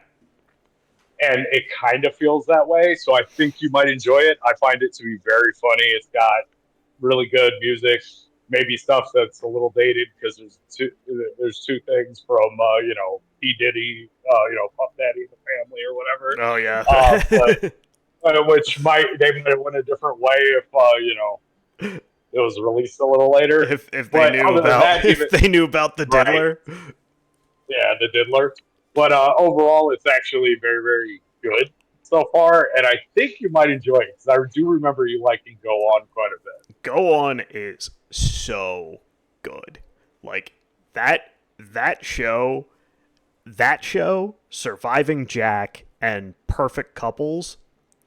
I was just about to bring up Surviving Jack. I was like, if we're talking about this, we talk about shit that lasted one season that should have not. And Surviving Jack is one of the best sitcom things I've ever seen. I can't even find it. Like, you can't buy neither can I. It's because they took a loss on it and took it as a tax break, so they had to destroy it.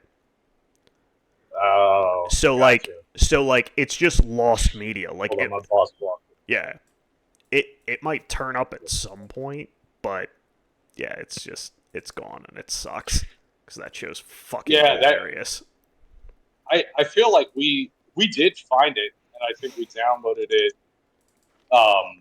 But it obviously didn't last.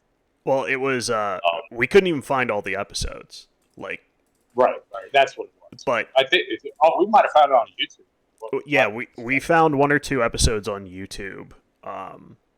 But yeah, Perfect Couples is hysterical. The fact that all 3 of those shows only lasted only lasted 1 season just shows that people have no fucking taste. Like, yeah, it was especially. I mean, both of those really, but Survivor Jack, Jesus Christ, talk about funny. Yeah, and I don't know, maybe we just enjoyed it a little bit more because it was about I think is part of the reason like Ted, I think, works so well. Like, Ted is not only unapologetically funny, but they happen to make this like raunchy family sitcom based in the time period of the 90s, which is the perfect place. And they made it, and I feel like Surviving Jack was a really good like kind of period 90s, the 1900s is the fucking use set. But like I think it was really, really fucking good, and I can't believe it didn't like what's his name that's been on fucking Law and Order forever? How good is he? He's hilarious in that show. Yeah, like the comedian chops on that guy is fucking incredible. It's like that show not doing well is fucking criminal.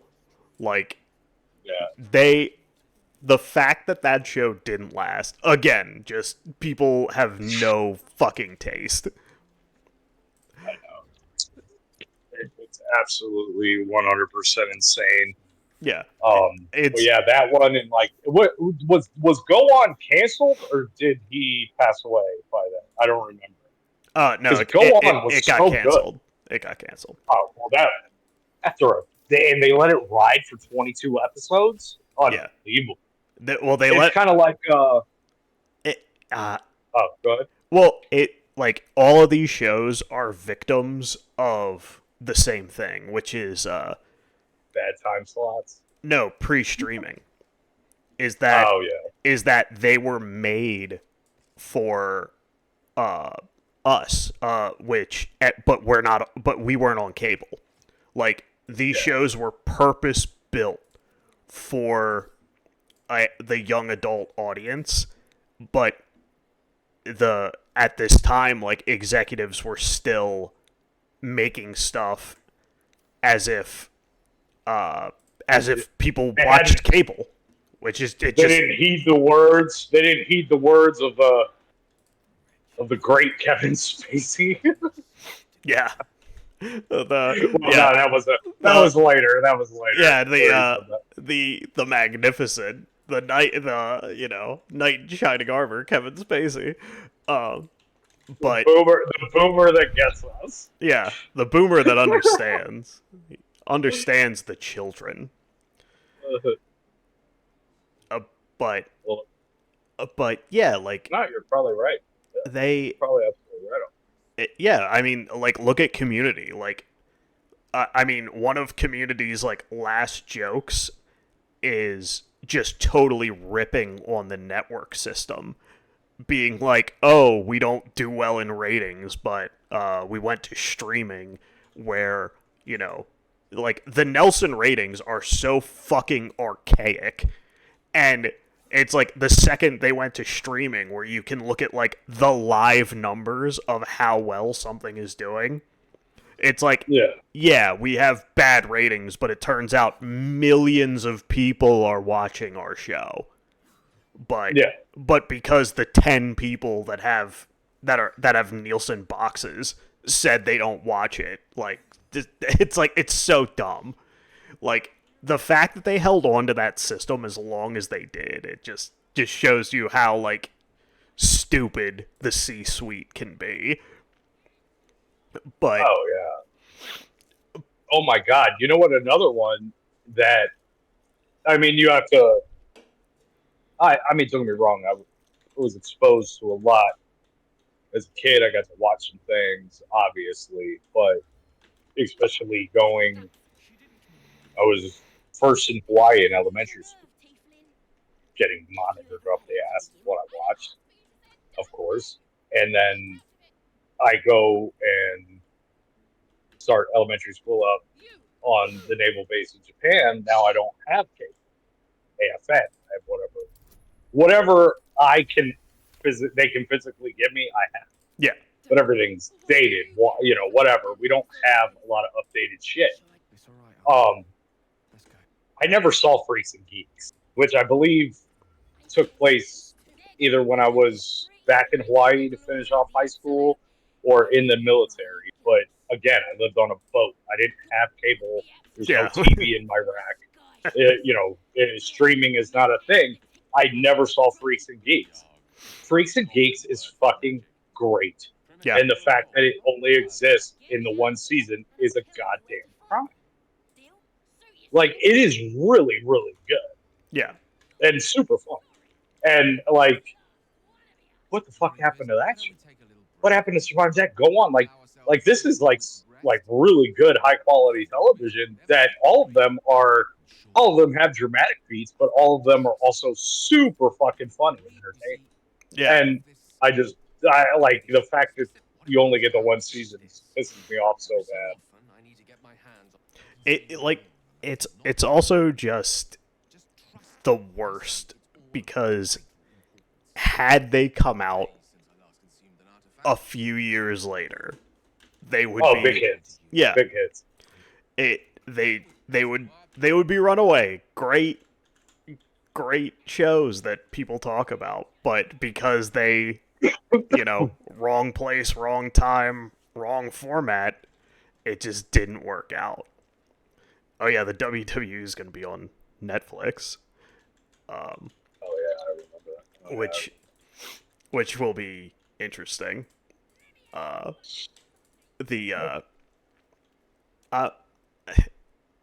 that Vince isn't there, like, I hope they do something interesting with the format. Like WWE dropped the ball so hard during the COVID era. Like, they just kept doing the same thing, except like they so fucked up an opportunity to do like really interesting ideas, but that's what WWE does, is fuck up creative. But yeah, they should have done a bunch of cool things that you can do with that format. But hopefully Triple H is, does it right. And yeah, I mean, I have way more confidence and faith in him than I ever did in Vince. And so, Vince is gone. He's never going to be able to come back, which he shouldn't be able to. That guy sucks. So, but what I what I did also want to talk about, because I've been seeing it, and if you normally check out when people talk about sports, just hang with me for a second. Um, for anybody listening, I am not super interested in sports anymore either. Uh, I haven't sat down and watched a game of anything in probably years at this point. Um, but I do love the overarching narrative of sports. Like, I like to know what's going on, and like the LeBron James saga is Right. really interesting right now because like sports media like can't stop sucking his dick, but Yeah. Right. everyone on YouTube fucking hates him. So, and I don't fucking hate LeBron. I just like I think you would if you paid, because you don't really watch basketball anymore. not anymore. Not anymore. I mean, it's just I think probably 2000 teens is when I stopped watching. I think if you did, you would hate him. Maybe. The complaining, the lack of hustle, like he never takes responsibility. It's always somebody else's fault. Always. No hustle. Like the dude like will not like it's hilarious because people call for him to be defenders because they know he has no hustle. Like 6'2" Steph Curry calls for LeBron because he's gonna shoot on him, and like he's gonna lose him. Like it's hilarious. Yeah, the flopping, the complaining, like instead of like doing the play, he just like throws a tantrum to the refs every time. Like he is so annoying to watch, and like people do like these breakdowns. Like LeBron does not have any hustle when it comes to defense. None. Like he's never going for the rebound. He like loses his man constantly. Like it's embarrassing. Like it's Hey, Sam, what's up? It's kind of right. it's kind of impressive for a guy that calls himself the greatest of all time and has literally said that he never makes a mistake, and like for the amount of complaining and blaming that he does. Like he clearly has holes in his game. Today I gotta leave by like. But Well, 1 second. yeah. No. I think I'm gonna go. Yeah, no, that'll be fine. I spent last Friday like just prepping a lot of this stuff. Everything. I'm just working on other orders that we got. As far as something that like needs to leave like today, I don't think we have one. I'll let you know with the time that you're here. But I think, yeah, I'm just sending mock-ups of people trying to get stuff approved right now. So just do whatever he needs you to do, and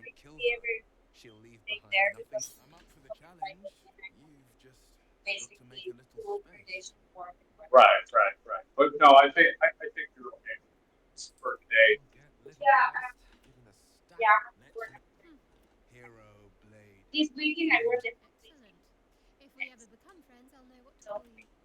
Only if every 21-year-old on the planet has his work ethic.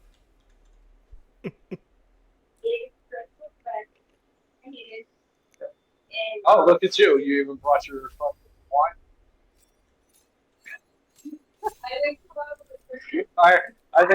I think I know what you're doing after you get out.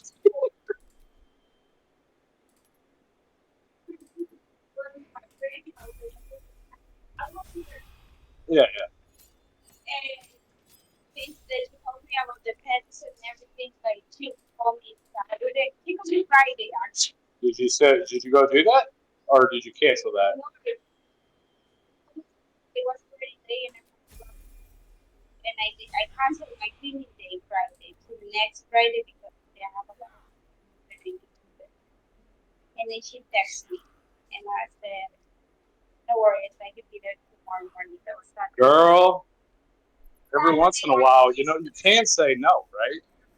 6:30 I was already, and I worked until 3:30, and then she had a sister.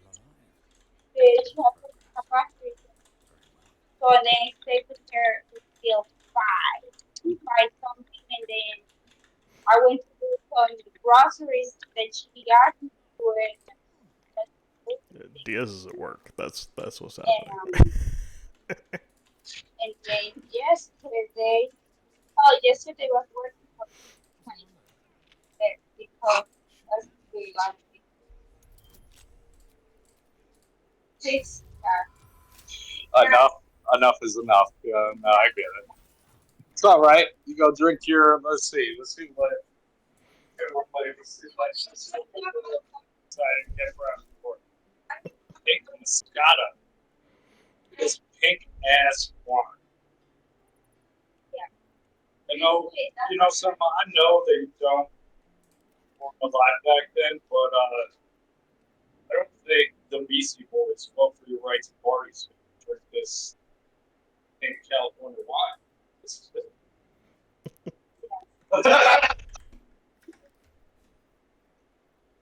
Ooh.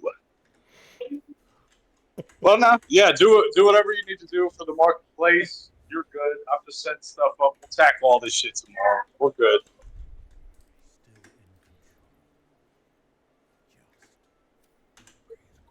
You know,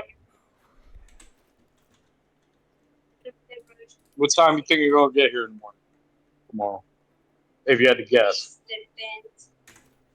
They are going to work till late, I think so, because she has to almost How you gonna work late? I thought you said you leave at like 4. No, 5. no. Oh. They want to go like there. I don't know if they're going to stay there actually around 12 to 40, and then wake up at 7 and be there here at 8:30. That way, be able Okay, I'll try to. I'll try to meet you here at 8:30 tomorrow. That way we can just, because I know sometimes things can be, you know, redone, recut, reprinted, whatever. So that way, no, I know, but that way you don't have to break what you're doing to come print out a new thing. express the house. Okay. Yeah. Yeah, no, you'll be. We're gonna be all right. I think maybe it'll probably be. It'll probably be fine. That's good old Selma. It's the fucking best, man. Yeah. The best. Yeah, I'm telling you. What?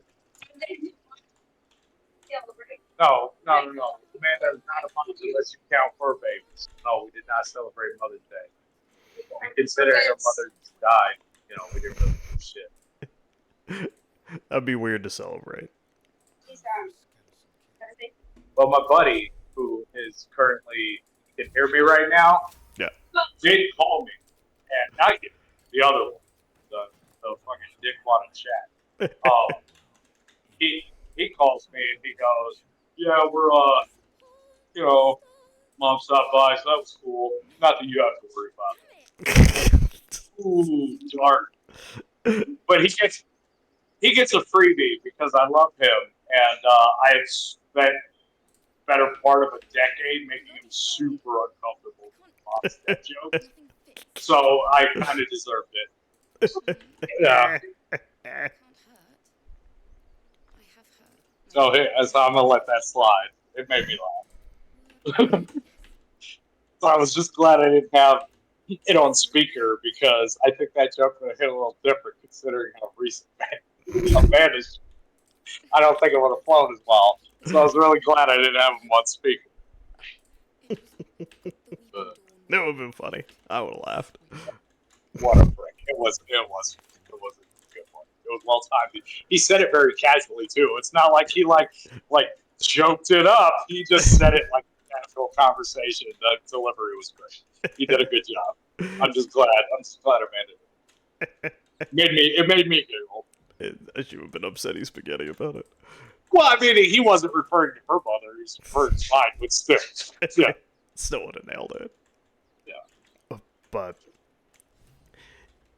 yeah, well, I mean, and going back to LeBron,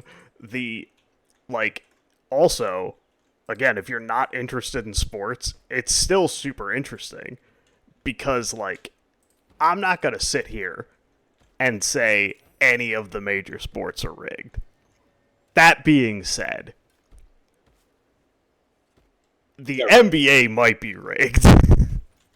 Like, I mean, I could see that. like the free throw, like, okay, so the free throw differential, essentially, like, how many free throws you get. LA and LeBron get an insane amount. Like they get 2 to 3 times. I get it. A lot of teams, they shoot threes, so they don't get to go to the free throw line. But you're telling me that for multiple seasons, LA goes to the line 2 to 3 times more than even the second most free throws. Like, and we're talking in the order of hundreds of free throws. Like, you're telling me that they just figured something out that the rest of the league didn't, and the rest of the league still can't figure out? Bullshit. Like, you can't sit there and tell me that, like, the most coddled player in LeBron James, like, no, I don't buy it. I don't buy it at all. And I mean, you know what? I'm sure that has a lot to do with them, and I have seen videos of him flopping around being a crybaby and all that. It's not the LeBron I remember played for the Heat or initially played for the Cavs. It's not the guy that I remember when I was watching. No, basketball. This was. This is morphed. This is apparently something he morphed into, which frankly tarnishes his legacy in a big bad way to me. Yeah, no, for sure, because like he it's when he got back to Cleveland is when is where the consensus agreement of where things got bad. And where people, like, started to be like, yo, this guy sucks, is that he, it's just he got back to Cleveland. It was everything his way, which in Cleveland definitely needed to be. But, like, even in LA, like, nothing is his fault. He blames everything on everybody. Like, he's not hungry anymore, or he just pretends that he's not because his pride is so hurt. But he's like, at the end of a press conference, he's like, it's just basketball. Like, who cares? Like, in a tone of being like, oh, who cares? And it's like, dude, like, and like his body language, like, he's clearly like blaming his teammates on the court for stuff that is like his fault. And like he just seems like he sucks. And what I love is that like a lot of the guys his age, they still remember old school playoff LeBron. And they know, like, talking shit to him, like, lit a fire under him back in the day. Right. So like they don't really say anything. But these younger guys who grew up watching later stage LeBron, they will sometimes talk shit, and it's super funny because like Okay. when he's complaining, I've seen a lot of younger guys. It doesn't happen crazy often, but when it does, it's so funny. They do the thing where they rub their eyes and they're just making fun of him. And like so many of them, it's like they're just like, stop bitching and play. Like you can definitely read their lips and see that that's what they're saying. Like he just seems like he sucks. And like, you know, stats. He was so fun when he was in Miami. Yeah. Like, he was such a fun person. Like when he talked to the fans and whatever, he seemed to be having a lot of fun. He wanted to win championships. He was competitive. That team played really great defense. Took charges. That was a fucking awesome team to watch. A lot of fun. Yeah. I just got lucky enough that it happened to be the organization that I cheer for. Yeah. But so I mean, maybe there's a level of bias because he left. You know, that run is kind of almost where it's my last vivid memories of basketball, because I stopped playing I stopped watching because for me, I got really old manny about it. I'm like, this just looks really soft. Yeah. It's not what the game is not what it used to be. So I just stopped. Pretty much went cold turkey. I just lost all interest. And then so it really sucks to hearing it. To be honest with you. Well, I always thought LeBron was great and actually like a Peyton Manning, like fun to watch, and if you see him in a commercial, it's like, hey, it's LeBron, but it's not the case anymore. No, like the undercurrent, like if you are not in mainstream sports media, like I have a hard time finding anyone who because I looked for it, who is standing LeBron. Like most YouTubers and people that talk about basketball, essentially as their job, they fucking hate him. They think he's terrible for basketball. Like they despise him. And it's really interesting because they talk about a lot of the same stuff, which is the media talks about LeBron when he is not involved in a play, somehow he's responsible for the good thing happening, but it's never his fault when things go awry. Constantly. And it's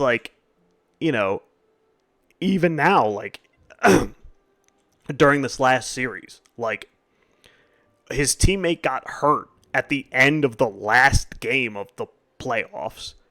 And he's like, oh, that. It's and he's essentially saying that that's why they lost. And he was blaming the role players on his team for not stepping up in another game. By the way, the lowest one of the role players on his team scored was 10 or 11 points.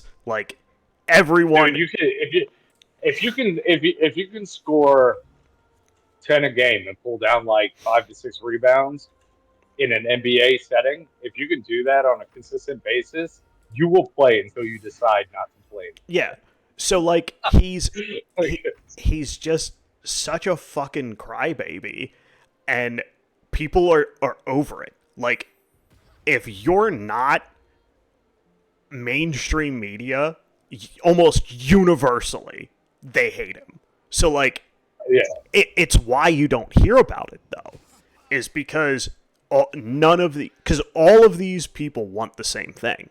They want LeBron when he retires in a casting position. Right. Not realizing that people don't like him, that they think he's an asshole, and that it's always talked about the greatest of all time, but being between him and Michael Jordan, and it's I'm no, it's not close. Because even if you look at the stats, it's yeah, the fact that their stats are close is all I need to know about why he's shouldn't even be in the same conversation as Michael. It's you're talking about a league where they routinely score 120 points versus when Michael played, when a 100-point game was rare. Like, Or yeah, more so. it's like we're not talking about the same NBA. Well, you're not, because I mean you're talking about a day where like Dennis Rodman doesn't even function. He's unable to. Yeah, he wouldn't be At able to least play in his in today. first state. He wouldn't be able to play in today's NBA. Probably not. Without being fouled out every 2 seconds, because the game has gotten so fucking soft and lost all its physicality. At least last time I watched it. I can't. Obviously, this might have changed, but I'm told on good authority it really has. It has not. But so I mean, it's you're talking about how 100 dropping a hundy was a little bit rarer, and it was because motherfuckers were like, I don't give a fuck what anybody says. Like Allen Iverson, clearly one of the best basketball players ever, and he was my height, so he was like 6'1". Yeah. What, like a $130 maybe? Like kind of a thinner, wirier dude that was just athletic as hell, but he was tough as nails. Yeah. That dude used to take hits. Like, he got fouled by Shaq driving the lane and got the fuck up and didn't cry. Went to the line, sunk his free throws, and fucking went down the court. Exactly. Like that's why you took your fucking your career possibly in your hands, pending on who you were driving the lane on any given. Yeah. Back in the day, especially when you want to talk about the bad boys, you want to go back to the Pistons days, where they were just fucking lighting everybody. Yeah, they were fucking up everybody. Yeah, and they're just not doing. It's not the way the game's played anymore, and I kind of hate it. And there's, and Jordan though, he's like, Jordan would never let the young people talk shit to them and let them get crazy with it. Yeah. Like, if somebody said something, like if Jordan was happen to have an off night, there's plenty of stories. Look at them up online. And it's these players telling the story on some fucking podcast on how they thought they had the game in hand. Jordan was having an off night. They decided they were going to shoot their shot, talk a little shit to him. And then Jordan comes back out in the second half and fucking drops like 55. Yeah, and just murders them. And and continue to tell them to shut the fuck up and talk all the shit, because Jordan had something LeBron doesn't in that situation. Well, and that's the thing, is that like you're comparing stats, and it's like, it doesn't tell the whole story. Well, and it's like the fact that his stats are close to Jordan's in this era of basketball, it's like that's not like, you should be like, that should be a reason as to why LeBron isn't as good as Jordan, not why he is. All the kids think LeBron. A lot of the kids think LeBron is like. This is a conversation actively with. Sometimes like it's been brought up because Amanda teaches film, so they'll do interviews. She'll teach them how to package and stuff, and multiple times the great old debate of greatest of all time when it comes between the two. And to me, it's like, I think outside of Shaquille O'Neal, you want to talk about physical domination at a position, Shaq is the greatest of all time. Yeah. At that point.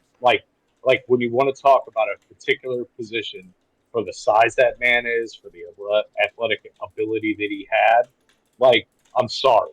I don't give a fuck if you're Michael Jordan. I don't give a fuck. Maybe LeBron James has a bit of, since he's just a physical fucking God-gifted phenom like that, might have a slightly better chance, but you're just not, that's just science, in leverage. You're not in the right scenario. There's just you're not going to beat Shaq.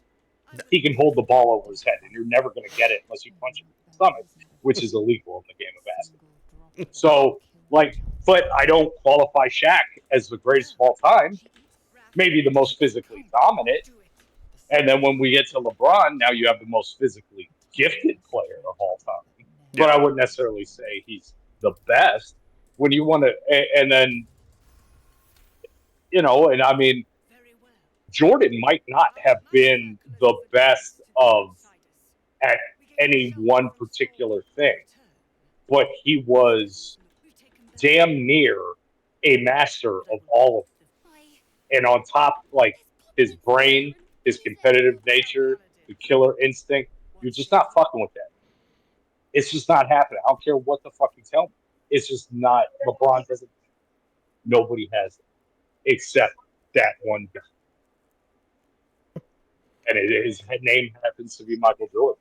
And I sent a video to Amanda because I know her students like to fucking do it. And he's talking to this like crowd of people, and he's trying to put the debate to bed. He's like, raise your hand right now if you were currently wearing or have ever owned a pair of fucking Jordans.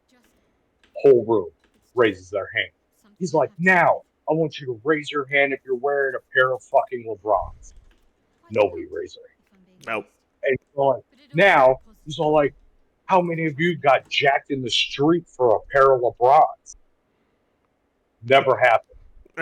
and then he went on to say, like, go on, like, I guess, so, it was like 4 things, like defensive player of the year, fucking, scoring leader, MVP, finals MVP, or something like that. He's like, it's happened 6 times or 4 times in the NBA ever in the history of the NBA. Do you want to know who those 4 players were? There were Michael Jordan, Michael Jordan, Michael Jordan, Michael Jordan. and like he just gives this like really good like, and it just made me fucking laugh. And I'm like, hey, you're absolutely right, man. I'm sorry, Jordan's a great of all time. And to me, he's definitely the most important player of all time. But it's crazy because like LeBron is actively hurting his reputation right now. Like, yeah, well, that's his own fucking fault. I mean, everybody loves Kanye too, and then he's mentally ill and he's a fucking psychopath. There's shit that he doesn't, and now people did this. But I think it's interesting that like I think if he keeps this up, the second he's out of the league, like, I don't think we'll be hearing as many greatest of all time conversations because because of the way that he acted at the end of his career. Like, it's like, yo, you seem like you suck.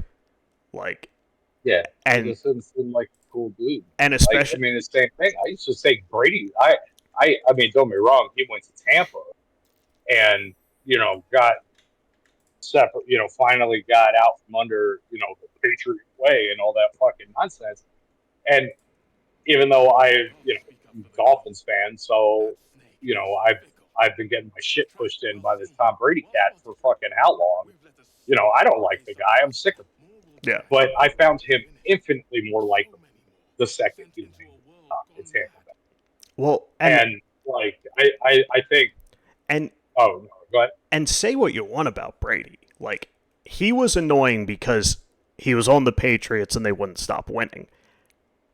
Brady, but that's it. But Brady's got the Jordan killer instinct.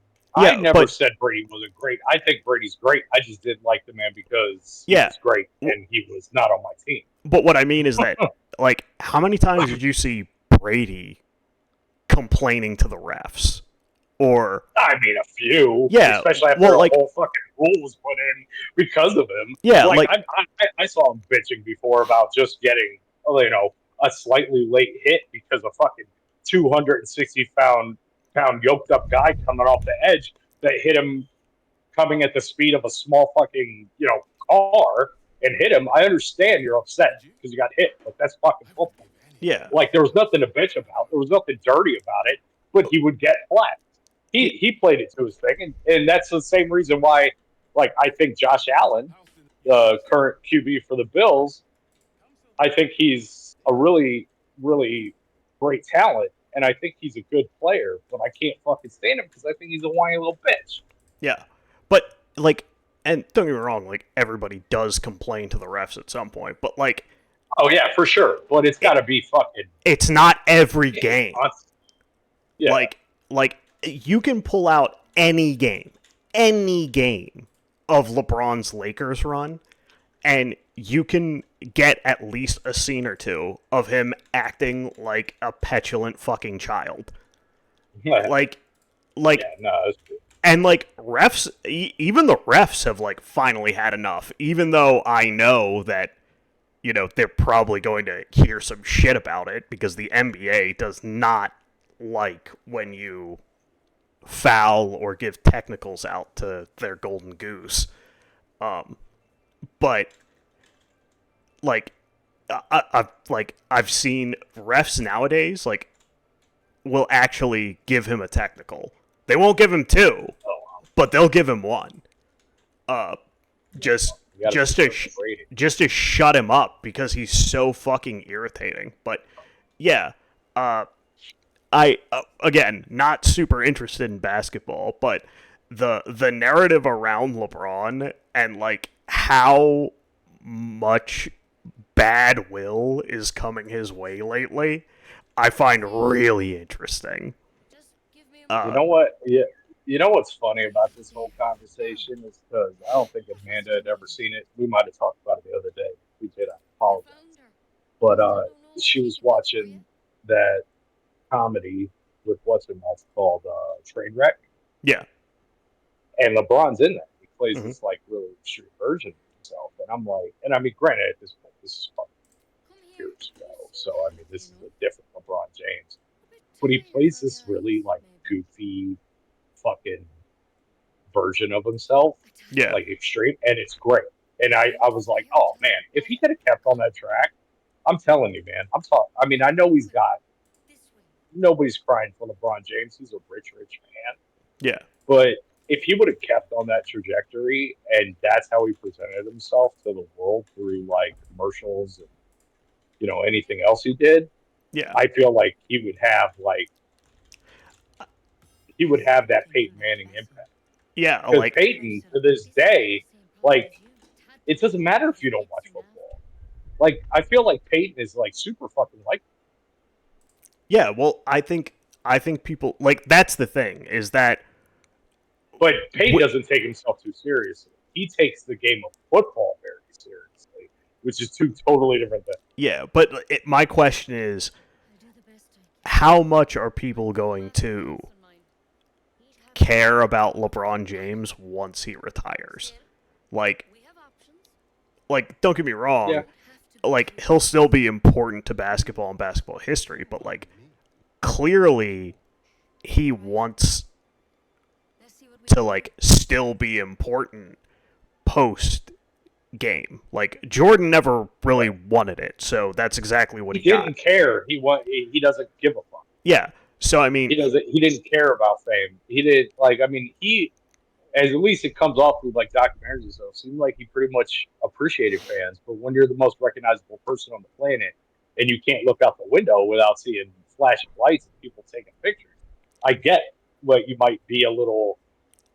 You know, I completely understand how that could get like no thank you. but it's But it you know. No, go ahead. it's also like, you know, say you do bring him in as like because there's a lot of banter that goes on with all these casters. I don't think he has thick enough skin because like No. because No. If Charles shits on him, he's gonna cry. yeah, like because I think the first time he says something about a player complaining or flopping or anything, like he's gonna get lit up. Yeah, he's gonna get called out.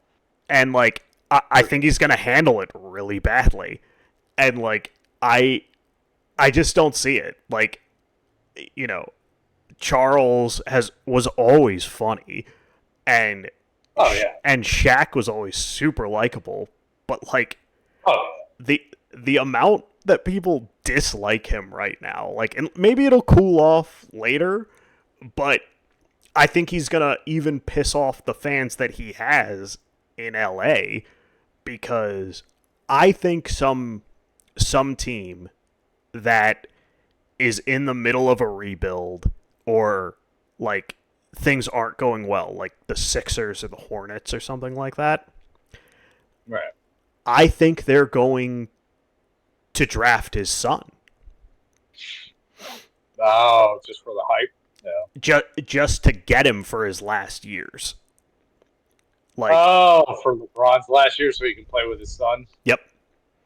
Because that's what LeBron wants. He wants to be the first father-son in the NBA.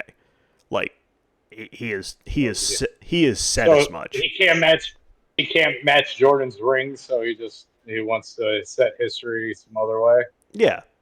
But I can totally see some team doing that, because like if the Lakers do that, that just goes to show like how much sway he has. Like that will hurt the Lakers really badly to like, because you're going to have to do it early. So you're going to have to waste a draft pick because his son is not really good. He's not good enough to play, or he's not good enough to be drafted that high. Like he's just not. Like, maybe I was just about to ask you. I actually don't know much about his son, so you'd have to. Well, he's got like tell me if he's any good or not. He's probably good enough to play in the NBA. He's not going to be a star or anything like that. He's like a role player. Maybe not even that. He would be a risk. But here's the thing: is he has some kind of heart condition that they just found. So I mean, if he wasn't LeBron James' son, nobody would take the risk. Yeah, nobody would touch him. So and as shitty as that sounds, I mean, they do it for a reason. I don't blame them at all. You're making a multi-million-dollar investment. Like, that's the thing is, if he wasn't LeBron James's son, I think there's very little chance he gets drafted. He might be able to play and figure it out in, a Euro or Russian league, but not in the United States, no way. But because he's LeBron James' son, and they know that if they draft him, they can either A, get LeBron to come to them, or B, really fuck over the Lakers. Yeah. Like, because if LeBron has that kind of sway, which, based on the amount of coaches he's gotten fired, he probably does. I mean, hell, he didn't like the coach that he won a championship with, and that guy got fired. Like, how do you fire a coach within a year of him winning the whole goddamn thing? It's like, how do you justify that? Like, unless he did something horrific, like, how do you justify firing a guy who won you the championship within like a year of him doing so? It's like that's how much sway LeBron has. He does. But when I know he's he definitely does. And I mean, it's just at this point, it's probably just more holdover from maybe what he was. Yeah. Because I mean, nobody wants. Hey, dude, LeBron's hair is thinning just as bad as mine, if not worse. Okay, this dude is not. Well, I mean, the greatest comeback. The greatest comeback in LeBron's career was his hairline back in the day. Yeah, no shit. But it's not. It's just not. He's at the twilight of his career. He's at the ass end of it. I mean, this is it. If his son is coming in the league, he's for a basketball player, a professional basketball player, he's pretty cool. Yeah. I mean, so he, I think he's getting clout because of what he was. Same way Jordan did when Jordan came in the Wizards. I mean, Jordan went from what last time I remember him, just like somebody tells him that, oh, your new shoes are ugly, and then he proceeds to drop 55 on him. That wasn't going to happen anymore when he came back with the Wizards. But I mean, I mean, the motherfucker was still dropping fucking 15, 20 a game. Yeah, I mean, and the Wizards sucked. You know, yeah, and the Wizards were fucking terrible, man. I remember that shit, man. They took Kwame Brown. He was supposed to be this like, high school phenom and be the best thing since sliced bread. Well, Kwame's fine. He's not a bad player, but he's not that. They put some weight on that kid's shoulders that he probably didn't need. Yeah. It was kind of unfair, but I mean, I don't know. He's more on that end of LeBron James than LeBron James, who was the world ender. This high school, yeah, the world ender that couldn't be stopped. I just don't think he's that anymore. So he's, instead of just being competitive and being content to be maybe a little bit more of a role player and use his wisdom and his guidance and to help other players and try to win and make them better, he's just become a crybaby. Yeah, and again, I can't speak to it too much because I haven't seen it. I've been checked out. It's bad. Like, it is embarrassing. Like, if you watch these breakdowns that these YouTubers put together, like, it's like, even if you're like, okay, well, I'm gonna assume that this guy is bad faith and just hates LeBron regardless, like, right. It's hard to argue with what they're saying. Like the lack of effort in his defense and the body language that he gives off. He must be fucking miserable to be in a locker room with when he's not winning. Like, I would hate to play with him. Like, just based on his body language and how he conducts himself, I would despise it. And, like, again, I think once he's out of the league, you're going to hear a lot of people from that Lakers locker room that were like, yeah, he was a whiny bitch. I couldn't stand him. Like, when they no longer have to, like, truly put up with him anymore. Exactly. Like, I think we're going to hear a lot of unflattering things about the man in the future. But yeah, LeBron sucks. It's weird that if you just watch ESPN, you wouldn't know that like the consensus is that he's a whiner who's ruining his reputation. Yeah, because ESPN still acts like people love him, and I don't think that's the case. You're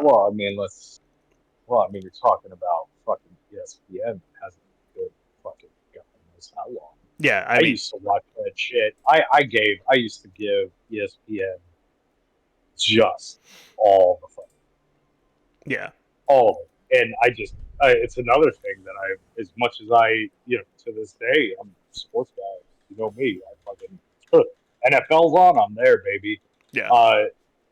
And I just what was I going with this? How did I start this off? What was I talking about? Oh, ESPN. Yeah. And they're just complete shit. Like, it's just a bunch of talking head clickbait that I believe they just if some of them actually believe this shit, I mean, let's just get them out there firing line. Let's just get them off the planet, and we'll fucking get some new people and see how that goes. Because it's just a bunch of people spewing a bunch of bullshit for like clickbait and ratings. All ESPN now is like a shock value thing for me, at least when I left it off, and I fucking absolutely fucking hate it. It's not how I want to get my sports. Well, I literally just want the facts. Well, it's like sometimes a little entertainment show is fine, but it just ESPN to me has been a joke for fucking years, and it's not close. Like, I thank God I have multiple outlets to watch the NBA draft on, like, because that way I don't have to put up with fucking, Booger fucking giving me his fucking horseshit too. that nobody on the planet needs to hear, and it's so fucking ESPN is a goddamn joke.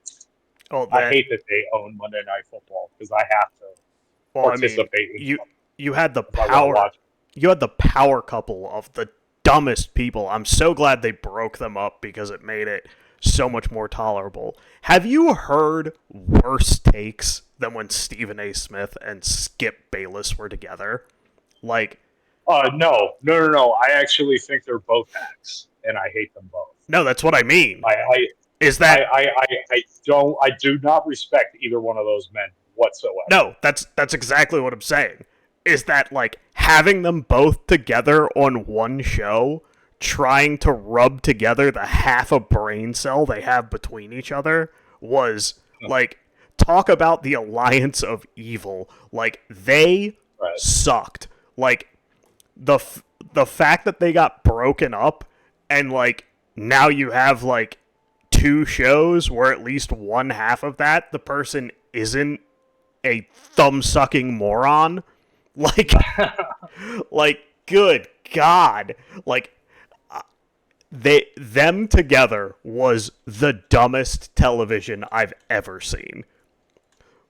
Like, they were unbelievably stupid and frustrating to watch. Like, You know what? Oh no, I completely agree with you. I've hated both those assholes since day one. I think they're actually. I don't think even if they do have like really good knowledge of the game, most of them have just kudos to them for making a bunch of money by being unsufferable idiots on television. yeah. Because that's exactly what they are. They like I don't even like it's so like telegraphed clickbait that I don't even think they actually believe like 90% of the bullshit that comes out of their mouth. They're just saying it for shock value. I mean, if they do believe it, they are even dumber than what I thought. Yeah. Somehow. Yeah. No. I completely agree, and I hate them both. And somebody else and I never liked them. No. Somebody that I now dislike, but used to actually tune into his radio show quite a bit. I actually used to like Colin Cowherd quite a bit. And I thought it. I've never liked him. I always thought it was kind of interesting how he would be seemingly going off on like this tangent unrelated to sports and tie it in. Yeah. And then explain what he talked about. I was drawn to that for I don't know about a year. Called out kind of late, and then and I didn't agree with everything he said, but I was like, oh okay, I kind of like that he does this. He too has turned into the exact same MO as the other two. Oh yeah. Like he's just turned, and that one was disappointing because I had hopes for it, but yeah, he's another one. Colin Cowherd has the most like old man opinions. Views. Yeah. Like that I like agree with. if he was living in the 40s and the 50s, he would have a problem with black people playing sports. Like like he is so traditionalist that it is insane. But yeah, like he just says the dumbest shit. And like he never brings anyone on that like challenges some of the dumber shit that he says. Like anyone who is like railing against esports and being like it's not sports. It's like no shit. That's why it's called esports, you fuckwit. Yeah. It's like the E of it. yeah. It's like more importantly, like it's like who cares? It's like it's entertaining. People like it. Like Yeah. it's like and you're bitching because you're like it's not a sport. Who gives a fuck? Like it's like what a strange hill to die on. It's Well, like, yeah, sure. It might not be a proper sport, but it doesn't mean it lacks an incredible amount of skill. yeah, Like it's just a different type of skill set. Like there is something to be said for a lot of these pro gamers, like reaction times. yeah, Some of probably the best on the planet. It's all critical thinking, and a lot of it. Like, I mean, if we're just calling a spade, yeah, sure, you might just be playing some dumb first-person shooter. I get it, but when you're playing it at the professional level, I don't know if you've ever watched that shit be done.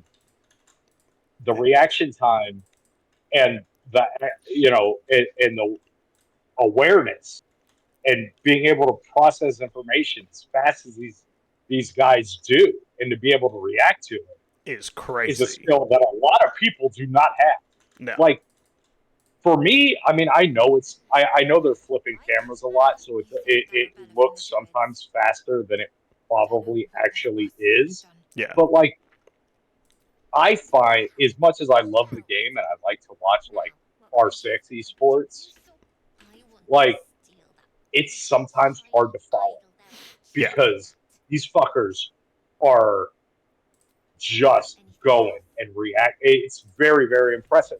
And you can't tell me, I don't give a fuck if you have a doctorate degree or not. You can't fucking do that. No. You can't. You don't have that skill set.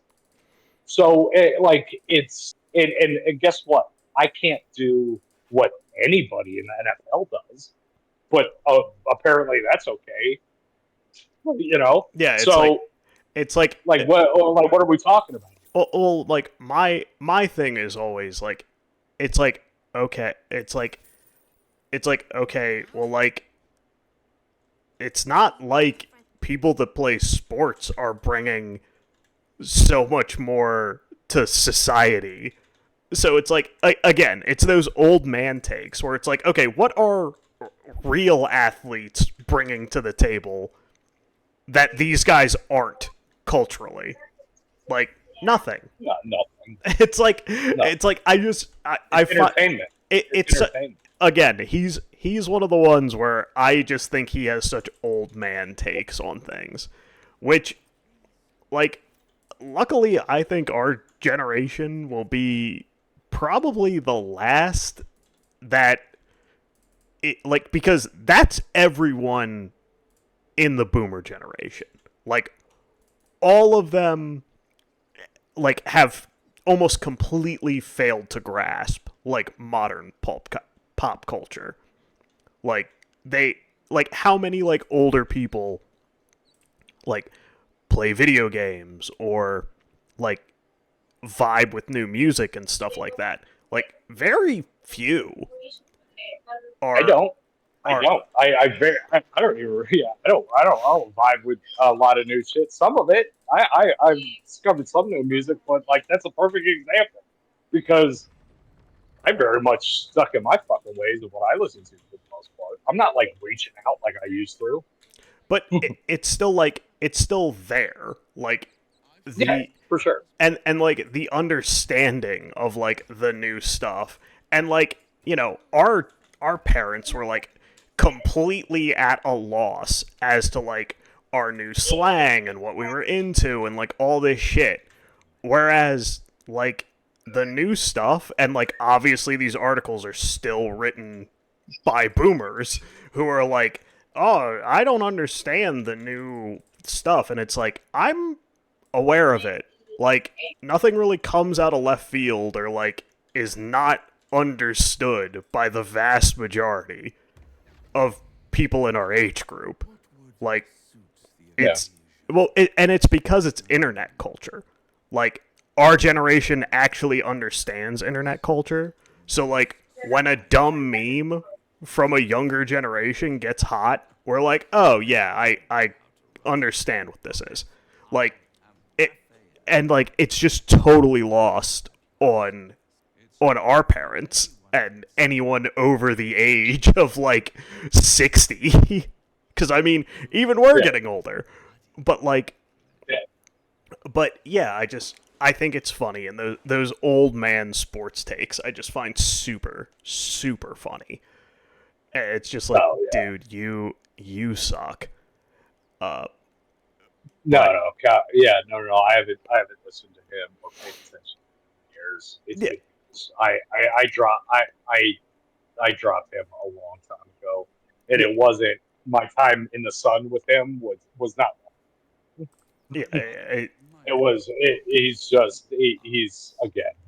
a little shot value job, Well, which I absolutely despise. we're gonna Uh, I, see I we're gonna see these people finally get replaced. Like, I mean, we're finally seeing why'd I lose his name?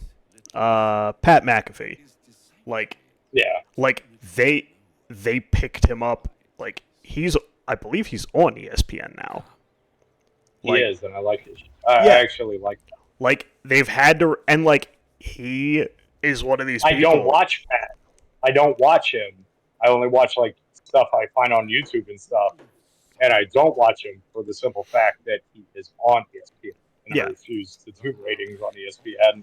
You can call that all Manning if you want. I just have no interest in pumping up ratings for something that I think is complete dog shit. yeah, but it's like they've already needed to change the people that are on there, and like, because they just don't, they're espousing these views that all of the younger generation think are fucking stupid.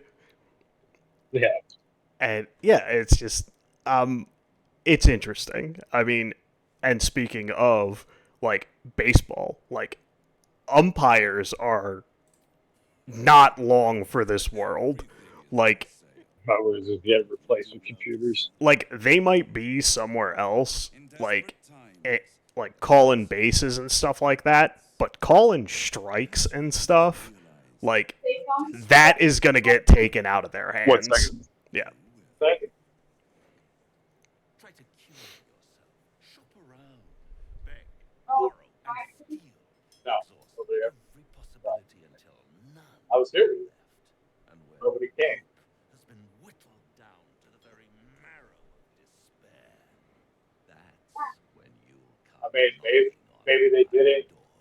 Maybe Marvin said weekend. Such a tease. No, I saw your message, but I already mine.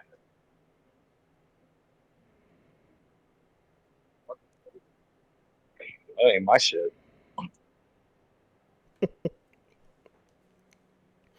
But nah, I think you're right. It's a lot of it's like bullshit.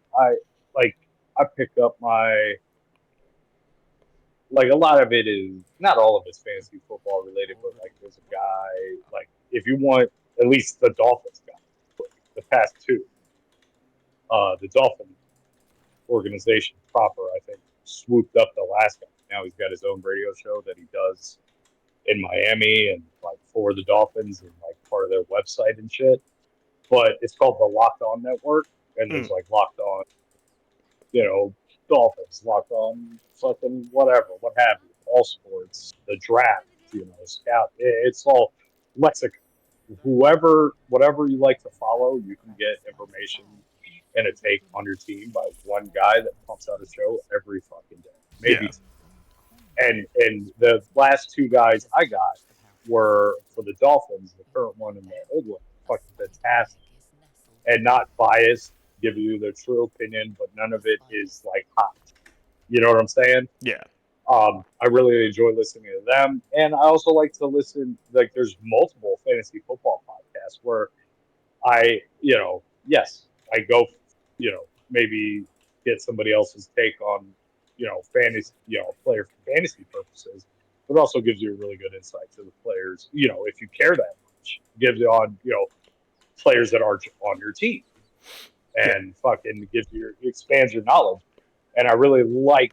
That's how I get my sports information, and I get it off.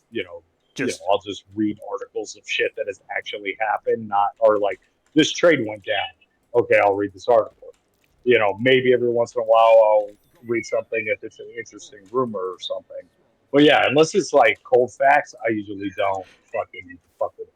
Yeah, I mean, that's how I feel about all sports. I like the analytical and like the overarching thing of what's going on, but like game Yeah. to game, I couldn't care less because, and this is where I've landed on it, is I've always had I've always had an issue rooting for teams in esports. And that's because I was just never comfortable with rooting for like a company essentially, you know? Like Right. like which it just feels so weird. And then like I finally like put it together that it's like, oh wait, like yeah, I might associate these teams with cities, but like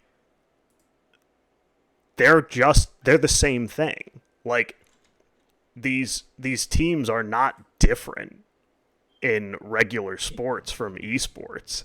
It's like yeah, you associate them with a city, but like they don't give a fuck about that city. Like No. it's like it's all an illusion that it's like you are rooting for a corporation and it's weird and I don't like it. And yeah, like kind of once I put that together, I really just couldn't engage with sports the way that I used to because I'm like I don't like this isn't my team. This isn't like the second a better option is presented to them, they'll leave. And like Right. they will like they don't care.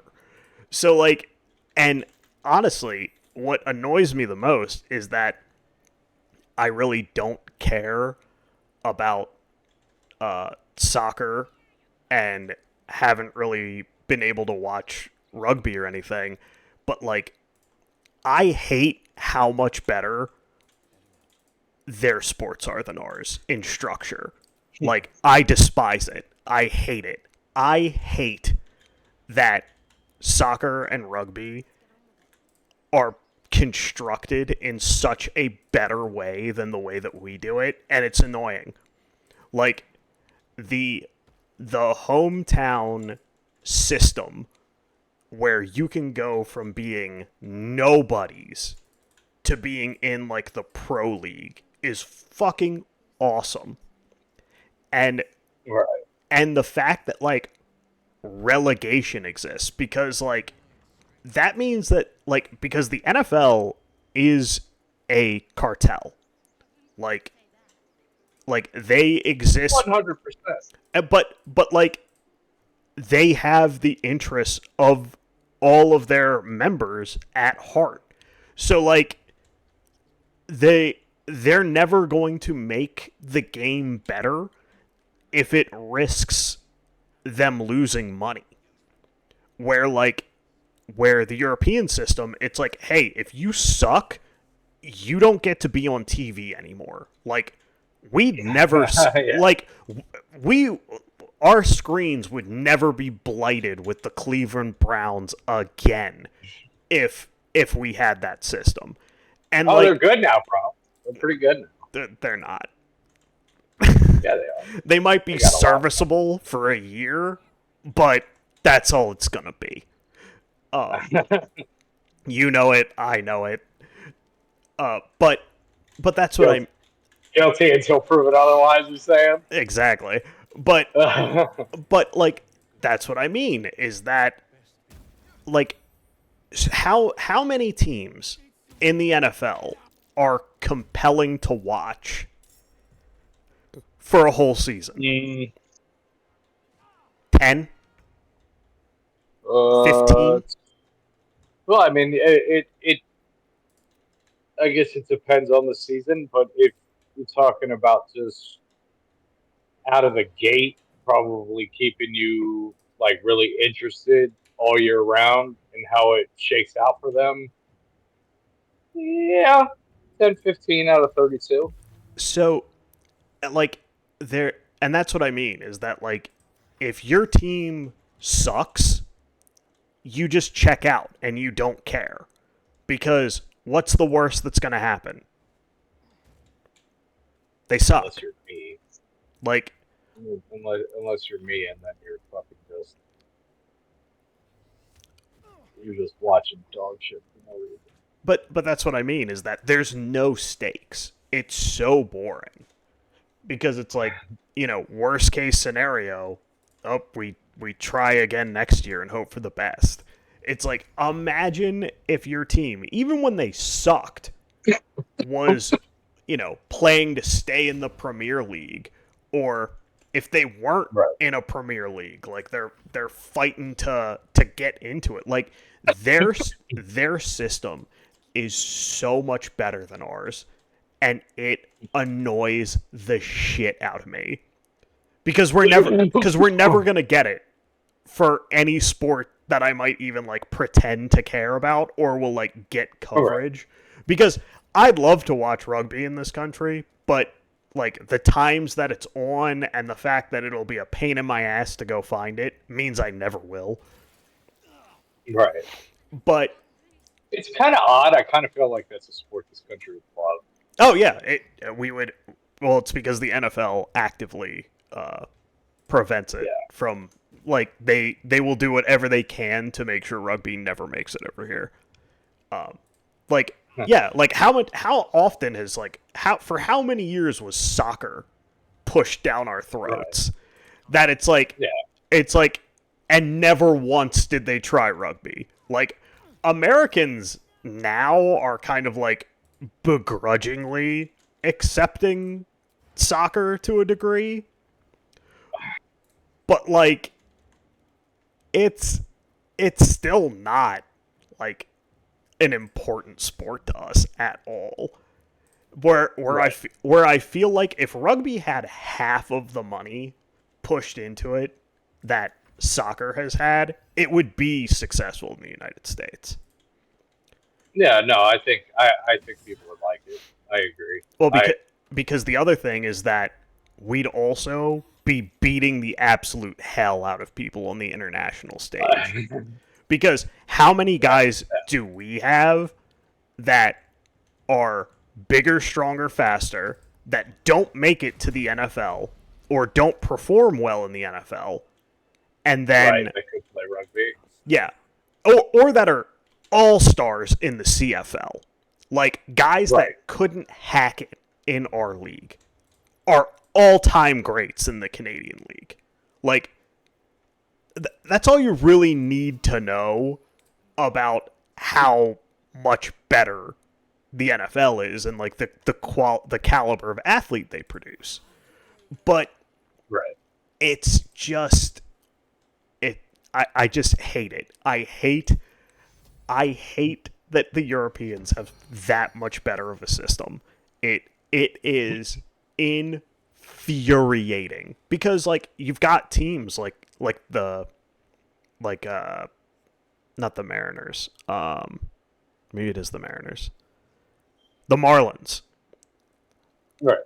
Like that team. Don't even get me started on them. That team explicitly exists to make money. Break my heart. Well, they exist to make money because they're in the MLB.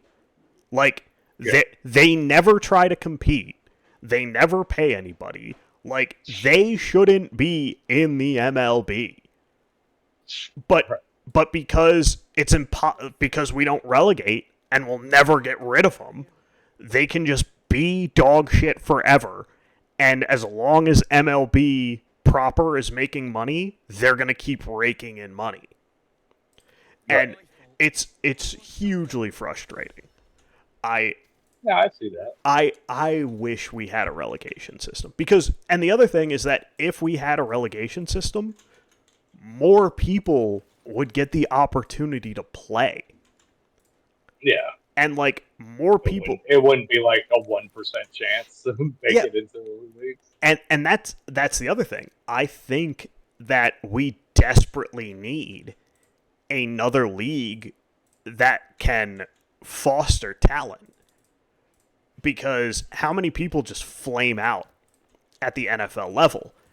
And more importantly, how we need a better system than what we have to make QBs. Like that. Shit. Yeah, I'm less worried about the quarterback landscape than I am about the offensive line. Well, Like I we need somebody that can actually play offensive line and is fucking trained correct. but it like when it comes to offensive line, like it's one of those things where it is a difficult skill, don't get me wrong, but how many offensive linemen can you name? And how many good quarterbacks have still thrived while still having a bad offensive line? There's still a few. No. Point taken. But absolutely point taken. However, the reason I say offensive line because I believe, at least on the offensive side of the ball, and you can say the same for the defensive side of the ball. For me, it always does truly start in the trenches. I think it makes when you have a good, solid offensive line and your QB is going with less pressure, untouched. I don't give a fuck if you're the top corner in the world, on the planet, in the universe. You're not gonna be able to cover, let's say, Tyreek or Justin Jefferson or whatever that long. Yeah. You can't. You might be able to cover them, but you ain't gonna be able to cover them forever. So the longer, I think it is the thing that makes every offense, to an extent, like every offense, given a great shield around the quarterback and the running backs and all that, and the proper blocking execution will make everybody else sick of all these skill positions to a higher degree. And it is really, really, really hard, I'd imagine, to find somebody that is damn near, I don't know, let's call it 6'4", 6'5", 320 pounds and moves like a goddamn gazelle. Yeah. And has heavy hands. Like that is a very, very unique body type with a very particular skill set. Like that shit is real hard to find. I could probably go out on the street, take a pole, and find some motherfuckers that can get down one on one knee and throw a fucking football out of a stadium. The only difference is they're super non-athletic. They're not smart enough to run a fucking playbook or relay a playbook to 10 other guys, and probably can't hit the broadside of a barn even if they have the heat to throw it to them. Well, it's also also when you're talking about quarterbacks, like how many quarterbacks that are starting in the league would you want on your team?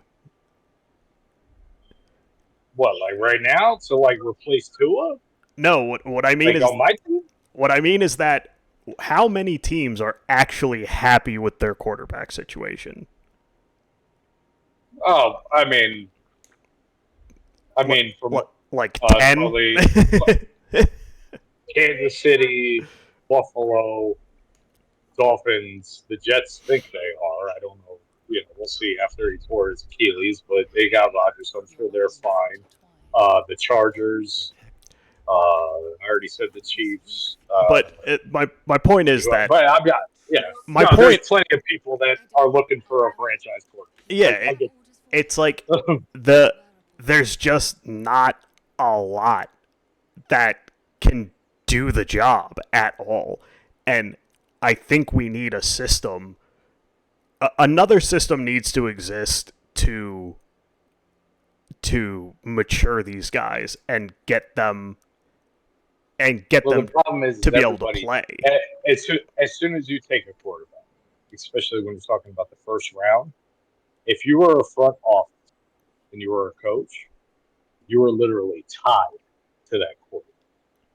So that's why everybody fucking tries to do their research and they make calls, because there's these other guys that might worry them for one reason or the other. Maybe it's just mental. Like you need to be able to work with this person. Well, because their success, that quarterback and that coach, especially the coach, maybe somehow, some way, the GM gets out unscathed. The coach is definitely getting fired if that fucking quarterback doesn't work out. And everything else could be fucking great. And he could be a good coach if that you were literally tied to that person. So Well- there is no patience. Well, yeah. They need results. Otherwise, they're going to get fired. Well, So that's why you see so many of these young guys that could totally benefit, even sitting for a season. A lot of the times, you get half a season at best, if at all. Well, you're seeing, like, front offices and coaches do not draft to win. Like, this is pretty much proven. Like, front offices and coaches, like, they don't, primarily, they do not draft to win, nor do they play to win in the long term. Their planning is so short term and bad because of it. Well, of course. Because They're fighting for their job. They're trying to have longevity. Like Mike Tomlin is an anomaly. Like the fact that he's still around is like, I mean, don't get me wrong, they made the playoffs almost every year. He's a great coach. I love Mike Tomlin. I think he's a great coach. But like but my whole point is that that's not common. No.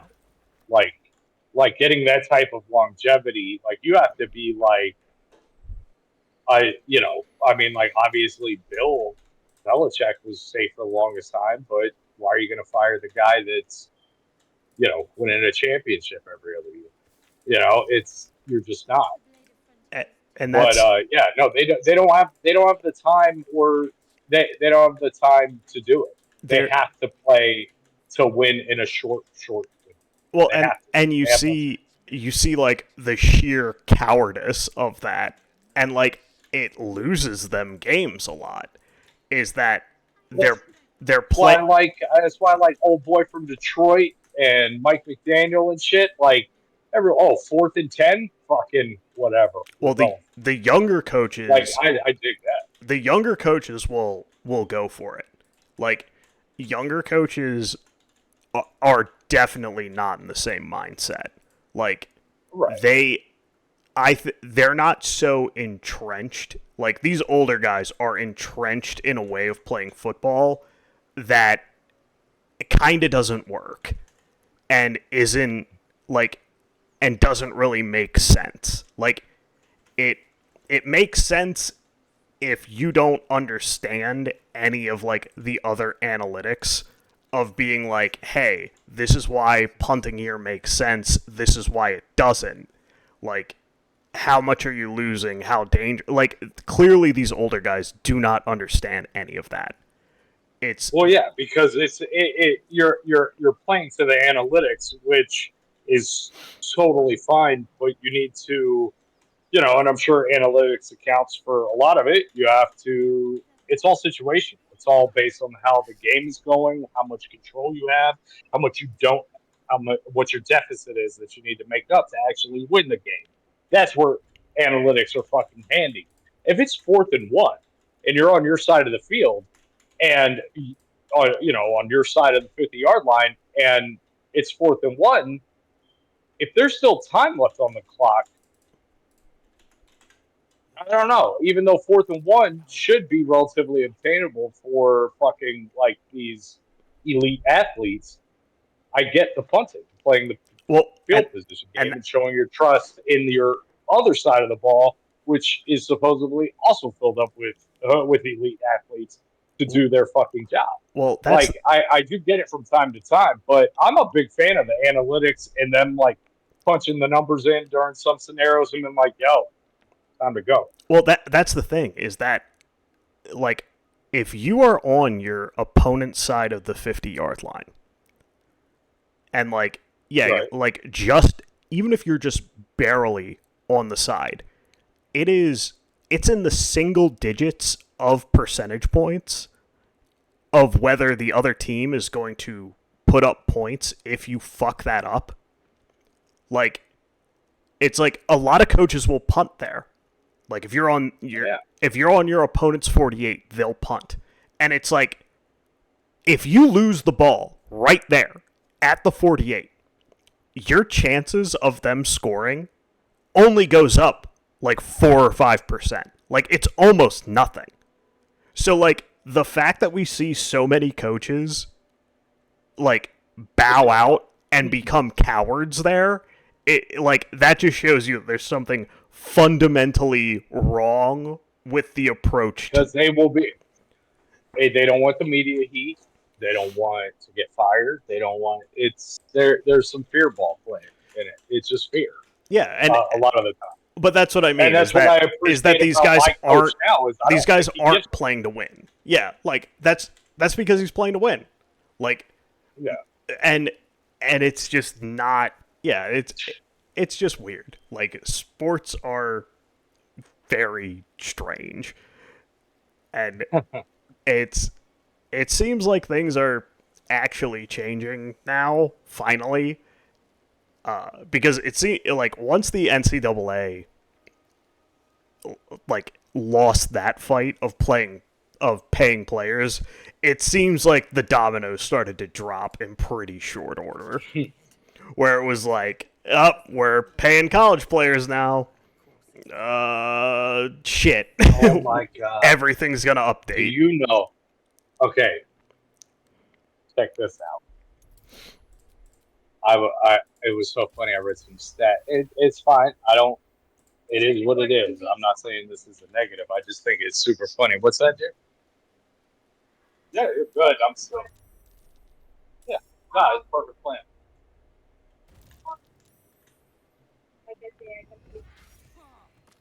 Why? Yeah. They come here. I have so much money now. Why? Possible 5:30. For the watch.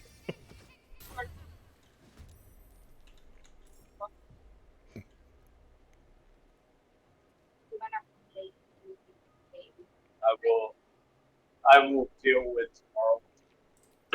Yeah. I don't know. Yeah. I mean, whatever. If he's not.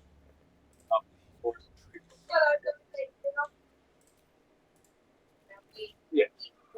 No, so I'm not here for a million hours. No, yeah, that's a good idea. We'll just see how well my old ass wakes up tomorrow, and then I'll decide that. But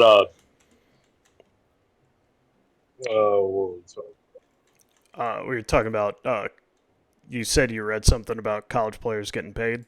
Oh, yeah. Okay, so the latest Manning is, had a red shirt or whatever. He's like a freshman on the, Tennessee sidelines. Yeah. Last year he made like over $4 million. Yep. In endorsements and didn't play a snap, right? Which is great. Good for him. Yeah. I'm fine. If companies are willing to throw their money at that kid this early, have at it. I'm never gonna fucking bash one of these dudes for making their bet. I'm just not. But it was just funny because he made over $4 million. And then Brock Purdy, who was Mr. Irrelevant and led the San Francisco 49ers to the Super Bowl, made like, I think it was like $600,000-700,000. Yeah. It's hysterical to me. It's funny. I don't mind. I'm not saying I care. I'm just saying I think it's fun. Well, I think because of how people are now and like the general public, I think the players need to make another push for getting rid of the salary cap. The salary cap exists solely to protect owners so they don't have to pay as much. Like, correct. There should be no reason that if somebody wants to build a team, like to pay all the money, there's no reason we shouldn't be allowing them to do so. Like, there's no reason why we shouldn't allow the Yankees into that. Exactly. Like, there's no reason for it. Like, all of you people have an obscene amount of money. If you want to compete, go compete. Yeah. Like again, we don't have a relegation system. So like, how does it make sense So it's like, okay, you can just be bad forever, and we're okay with that. But God forbid, you ask that players be paid whatever the fuck people decide they're worth. Yeah. Like, it's like it's such a it was the same thing with the college players getting paid. It was such a hypocritical position to take. Of being like, well, it's got nothing to do with anything except fat in the pockets already. yeah. Well, but you've got. Yeah, I mean, but seriously, what is anything about it anymore? It's about lining the pockets of some rich white dude. It's all it is. Exactly. I mean, it's like the salary cap and all that other shit. Of course, I mean, don't get me wrong. I'm never like I have the stance of like, you're running a business, making money. You gotta be successful. But I also think there's gotta be kind as well. Like, I mean, like you can't be outright fucking evil and like just it's. That's why, like, when, like, you said how there's, like, no loyalty or whatever, but there's no loyalty to players either, like, at all. And they're not, so when somebody leaves to, like, go, like, I hated to see Christian Wilkins walk out the door this year. It hurt my soul. I really like that. I loved him as a Miami Dolphin. Sorry, the Miami Dolphins could not afford to pay him $100 million. They just can't in their current situation because of the salary. Yeah. I don't blame Christian Wilkins and what is generally sometimes a very short amount. They're there for a good time, not most of players. So it's when he left for the Raiders for $100 million, I don't and 70 something guaranteed or whatever it was, I'm happy for him. It sucks, but I'm happy for him. So I'm like, fuck it, man. Stephen Ross ain't going to give him $100 million out of his pocket, on the side, just to be a good guy. Well, and that's the other thing, is that all of these guys use like shady tax breaks and all this other shit. Yeah. And yet they can't make that happen when they need to break open the piggy bank for players. Right. Like, I just, the whole thing is just annoying to me. And it's, it's like, go make your money. But I think, because in the 80s when the players, like, so many more people were willing to listen to the owners and, like, believe them. And I just don't think it's the case anymore. I think if they made a push, the fans would be behind them. Look, it's just like anything. If you want, this is just probably going to be the old man in me and hating everybody, but if you want anybody that's listening, and I'm an idiot, so whatever, do whatever. But if you want to incite actual change in pretty much almost anything, I'm telling you right now, it's never going to happen unless people like actually fucking like every fan in NFL will have to band together saying we want this, and then they could be like, we don't want to give it to you. If all of us stopped watching, stopped buying merch, stopped buying tickets, and all the parking money that they get, and all the inflated prices for a beer and food and everything. All that money is out the window. And they got millions upon millions upon millions upon millions of fucking dollars to pay staff all the way down to the goddamn janitor. Multiple doctors, lawyers, whole nine. If you dry up the money, they'll be like, we'll give you whatever you want. Exactly. Just come back. Like, but guess what? There's no way you're going to get enough fans to be like, we're not going to stand for this, and it's not going to be a sizable enough. Like, everybody's got to commit. Everybody's got to do this quote unquote protest. It's the only way to get things done. If you hurt them in their pockets, us as fans, we will get whatever we want. Well, whatever we fucking want. it'll never happen for the same reason, like, it's the same reason like politics and anything else. Like, you've got people, like, the people at the top have managed to make it so that the people at the bottom are fighting amongst themselves. Right. Where it's like, you've got Look over here. you've got grocery store employees mad at teachers for wanting more money, where it's like no, you should all want to do better, but it just doesn't happen. I'm telling you, man, go make these motherfuckers, like, if I knew everybody was on board, I would do it. I would take a year off just to fucking stick it to it. Exactly. I'd love that. I would do it. I would do it in a heartbeat. And I love the Miami Dolphins. I love them. Like, I'm a fucking fan. I had season tickets to the year we won one game. One game! And we won 1 out of, 16 games at the time? Yep. Or 15, or 16. We won one motherfucking game. I went to every single home game and watched every single away game on television. I love them. Watched every beating. If every fucking fan across the planet came to me and was like, look, we're going to need you to take a year off for X, Y, and Z, I would do it.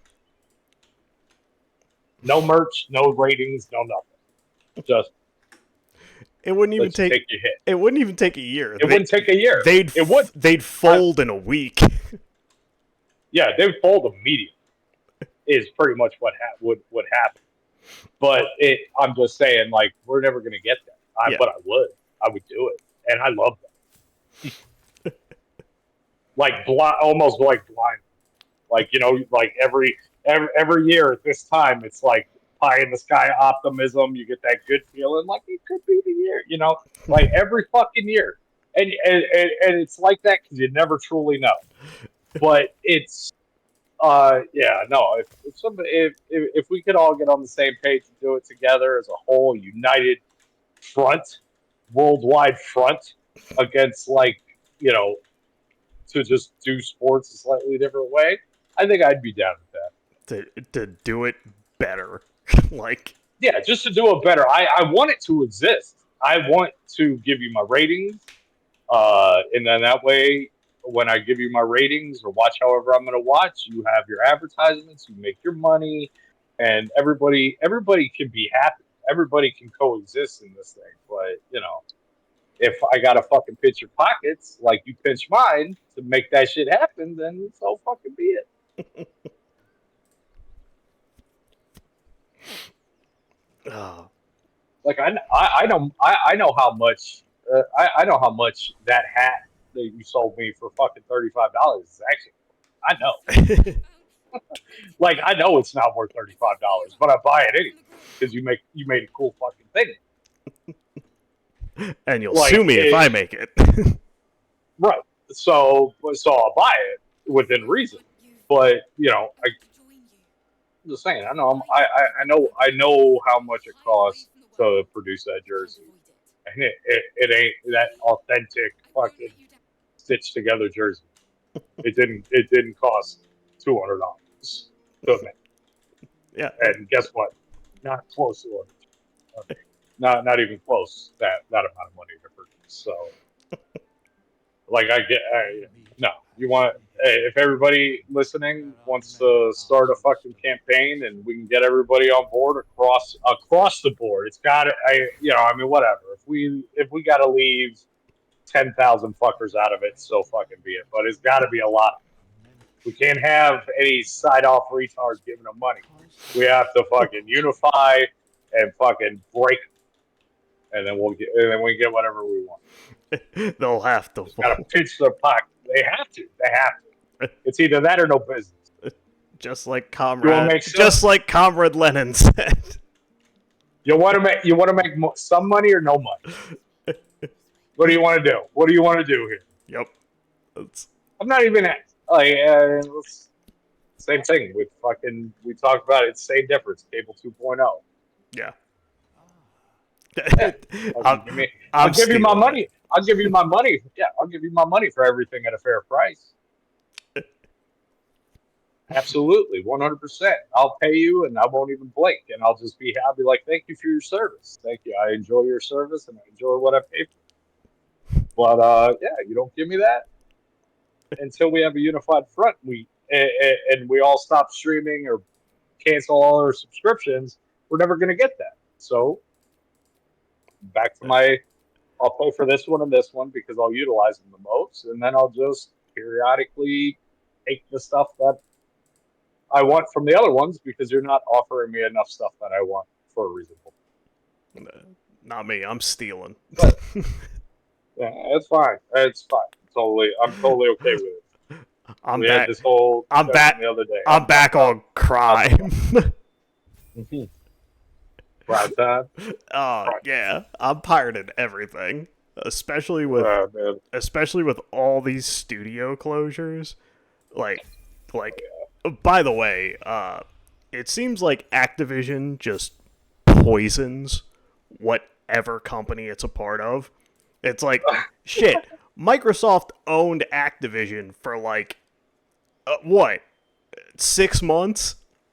And then they roll out that they're closing down like all of these studios.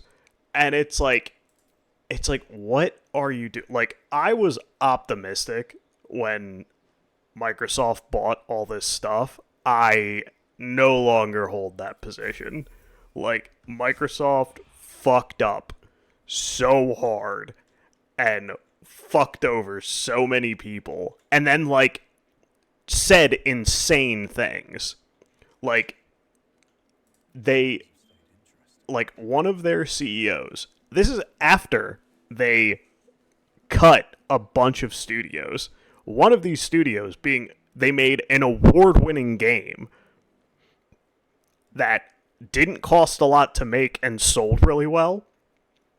And then one of their CEOs essentially said, yeah, we need to make some of these lower budget games that win awards and all this stuff.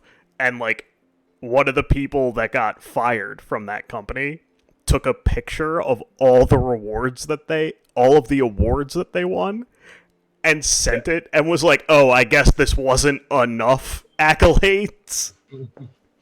Like, oh my god. I am convinced that Activision is some kind of poison that just gets into your blood once they're a part of your company. Because Microsoft went from someone I was hopeful about to being like, oh no, fuck them. Like, awful. Just as bad as everybody else, if not worse. No, but they're all like that. They're all fucking just money hungry corporations. It's just the way it is. I don't like it. I'm not asking anybody to like it, but it just like I said, like the example I gave with the NFL and the streaming shit, like none of that shit's ever going to change.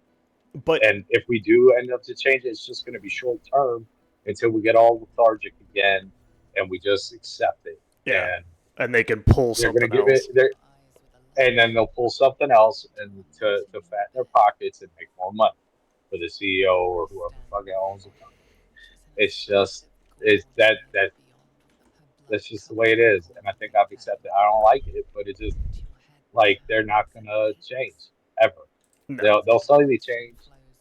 I mean, honestly, the best streaming product I get, I'm telling you, right now it's fucking probably Peacock, and I pay like $5. I get a few ads, and I utilize it a lot. It's a good value for me. I don't really have much beef with Peacock. And, for what it is. I wish I had all the other shit that I want to watch on it too. But, like, what can I say? The Peacock gave me a fucking decent product at a fairly low price I could stomach. Yeah. What's not to like about it? I mean, I love HBO Max, but I actually probably utilize Max less than I utilize Peacock, and I'm forced to pay what? $14.99 for that privilege a Yeah. month. It's just not. I mean, yes, I understand. It's more. A lot of it could be viewed as more premium. You're getting all the HBO content and all that. The I guess level of quality that is you would at least assume comes with an HBO show or movie.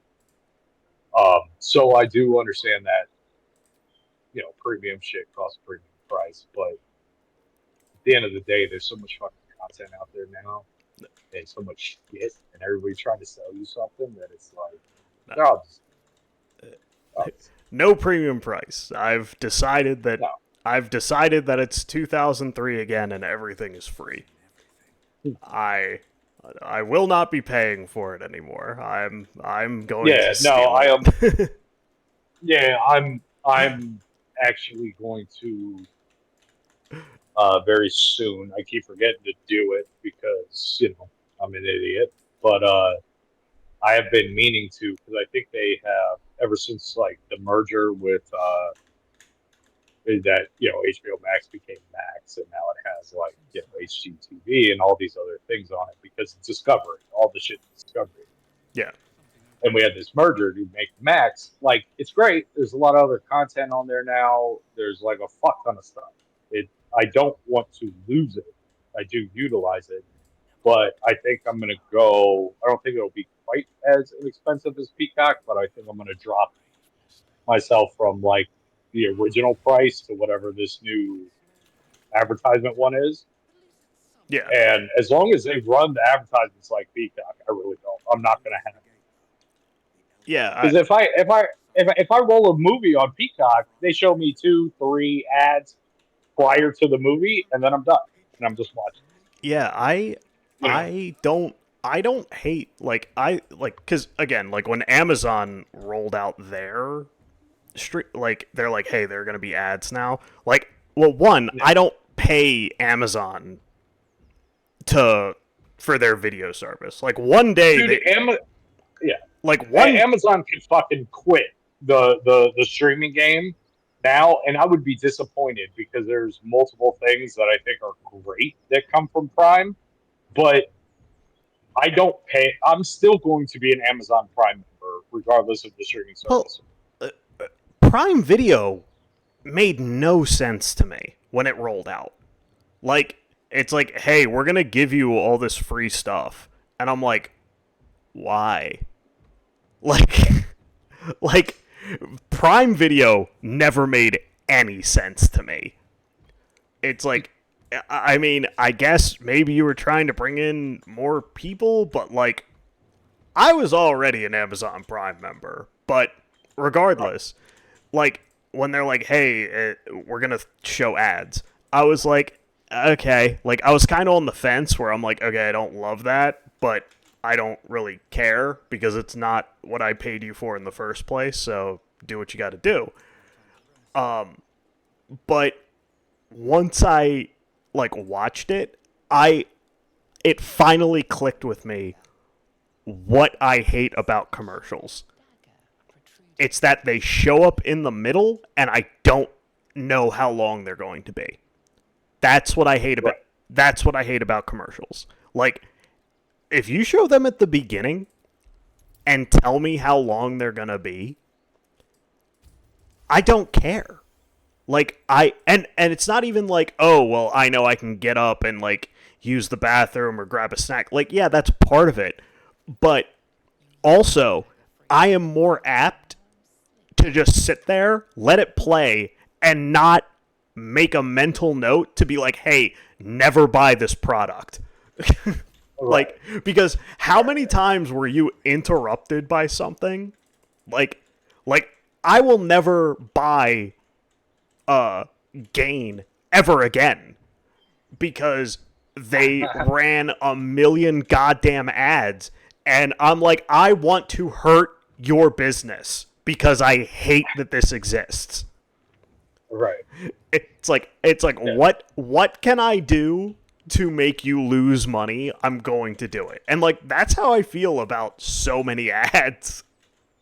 Like, at least with like YouTube videos, when they're like built in, like, I don't care because, like, that's one of the few ways that YouTuber can make money. Also, super easy for me to skip it if I want to. Yeah. And, like, you know, If I so choose it. and not for nothing, like, you know, if you're hawking, like, a Ridge wallet or, you know, Raycon earbuds or Raid Shadow Legends, like, I'm gonna skip that. Because who gives a fuck? I've seen it a million times. But, like, if it's something I haven't seen, where it's like, hey, we got a new sponsor, they do, like, especially if it has to do with the genre, like, I watch a lot of D&D YouTubers, and they get sponsored by people doing their Kickstarters in that space. Like, I'll watch it because it's interesting. And it's like, oh, well, here's something I didn't know about. Like, what? Like, I understand that this is an advertisement, and, like, this isn't them, like, you know, looking at the product or anything, but it's something I wasn't aware of. And, like, the advertisement is necessary because I can at least look at it and see what's going on and, like, be like, oh, maybe this is something I'm interested in. But Oh, no. Marketing works. I mean, ads have worked on me. And it's just a matter of, like you said, if it's something that I'm already not aware of or, you know, that it piques my interest, totally works. Because, best believe it, I'm going to bust out my wizard box and check it out. But playing ads constantly, that, like, because, I mean, like, kids don't even know how bad it was. Like, we were talking about T2 last time. Like, T2 is is a 90-minute movie, right? It's like 4 hours long if you're watching it on cable because of how many ads there are. And it's like all of those ads, it was always a mental note of, like, don't buy any of these products. This is so annoying. But, and, like, it went to show, like, the second we went to, like, streaming, it's like, oh, like, the cable companies are just crazy greedy. They didn't need to run that much in order to make these work. Because nowadays, like, if I watch Terminator 2 on Amazon, I'm going to have to sit through, what, a minute of commercials at the start? Yeah. And that's it? Like, that's all. And people are getting bent out of shape about that, which I do understand to a degree. But it used to be that the majority of the content was commercials. And yeah, like, I honestly, like, at least on the Peacock ads and shit, like it doesn't. Like, I'm telling you, I thought it was going to get the shit out of me. Never intended to have Peacock for more than, like, a month, maybe 2. Yeah. And then it just kept rolling because I'm like, oh, there's fun shit on here that I either enjoy watching or I can put on and enjoy when I need to multitask and background noise and, you know, all those shit. There's a lot of, like, Office, Parks and Rec. It's a lot of shit on there that's pretty fucking good. Yeah. And I don't even feel the ads. And I've been rocking with those ads day one. The only reason I even noticed the ads, really, and me and Amanda, we laugh about it and we call Peacock racist because, as you know, I'm Cuban, and but I don't speak like a fucking Spanish. Yeah, I know, right? No, you're diet Cuban. Yeah, exactly. There you go. I'm Cuban only because my father was born for no other fucking reason. But it's hysterical because my last name is what it is. Like, oh, they send you maybe about they send me almost every commercial we see is in Spanish. That is hysterical. I didn't. And it's just for me signing up. It wasn't like, oh, do you know what language would you prefer? Blah, blah, nothing. I never got a questionnaire. I never got questions It's about just this. because your All last I name did is was Diaz. sign it up. That's so Yep, funny.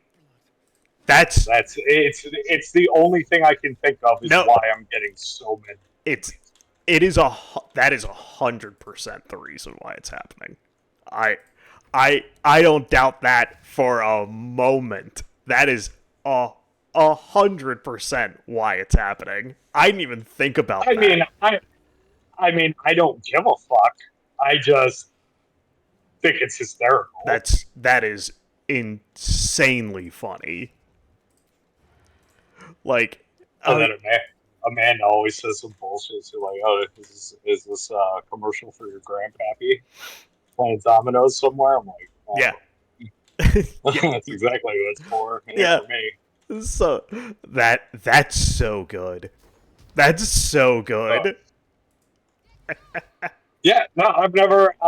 I've never made a stink of it. We've always just laughed at it because shit, well, I care. I'm not there for the fucking commercials anyway. Yeah, who cares? It's hysterical. Like, though. It's That's super so funny. And we also every once in a while, like, I mean, hate to say it, sounds old manny. I like watching feud marathons on game shows. Like, I'm a big fan. I like game shows. Yeah. And we've gotten into watching feud or something, and just the level of advertisement sometimes that is on the game show network, like the commercials, it's just so fun. It's like it's like a very particular Oh yeah, advertising type of ad. your jitterbug phones and and all types. Yes, exactly that. And it's like every medication you could possibly think of on the planet is fucking advertised on the game show network, and it's impossible to get rid of. So to the point where me and my lovely girl, fucking, like, when they come on, like some of these commercials for these products that are like medications and shit, you have to consult your doctor. Like, it's a whole like song and dance and shit, and we've had a lot of fun. Like, it's fucking ridiculous, man. I don't know who was like, you know what, we have this medication we want patients to ask their doctors for, so let's make these ridiculously bad fucking commercials. It's like my favorite is when they are so bad that it's like where you're not sure what the product is for, but you're like the amount of side effects. It's like, this thing better cure fucking cancer, because like it's like this is gonna stop my heart. Wait, what? Like, I know it's fucking. I completely agree with you, and it's super funny, and we don't even understand or know what half of the shit's for. It's all dick pills. I know, but it's funny you say that, because at one time I forgot what the hell they said one of the side effects were, or what the medication was for, and I was like, I don't know, I could be wrong. I only went to college to be an X-ray tech, and only I don't remember my pathology class very well, so I am not the person to ask. But I was like, is this a medication for your taint? Like, I don't know what this is. And it's just super funny. I actually, as much as I love watching some of the game shows and stuff, I'm always excited because I'm like, which fucking hot fucking jam are we getting this time? Yeah, is it gonna be Activia? I mean, like, all that shit. It's impossible not to hear after a while. The funniest one is that dick pill commercial where it's two people in like tubs outside holding hands. Oh my god! It's like, What the fuck is happening here? That's not real life. Leave that shit for the Notebook. That's not real life. You're talking about a dude that just fucking came home from work, or like a woman that just came home from work and they're just trying to get down and get in there a little horny. This is not happening. This is not happening anywhere on the planet.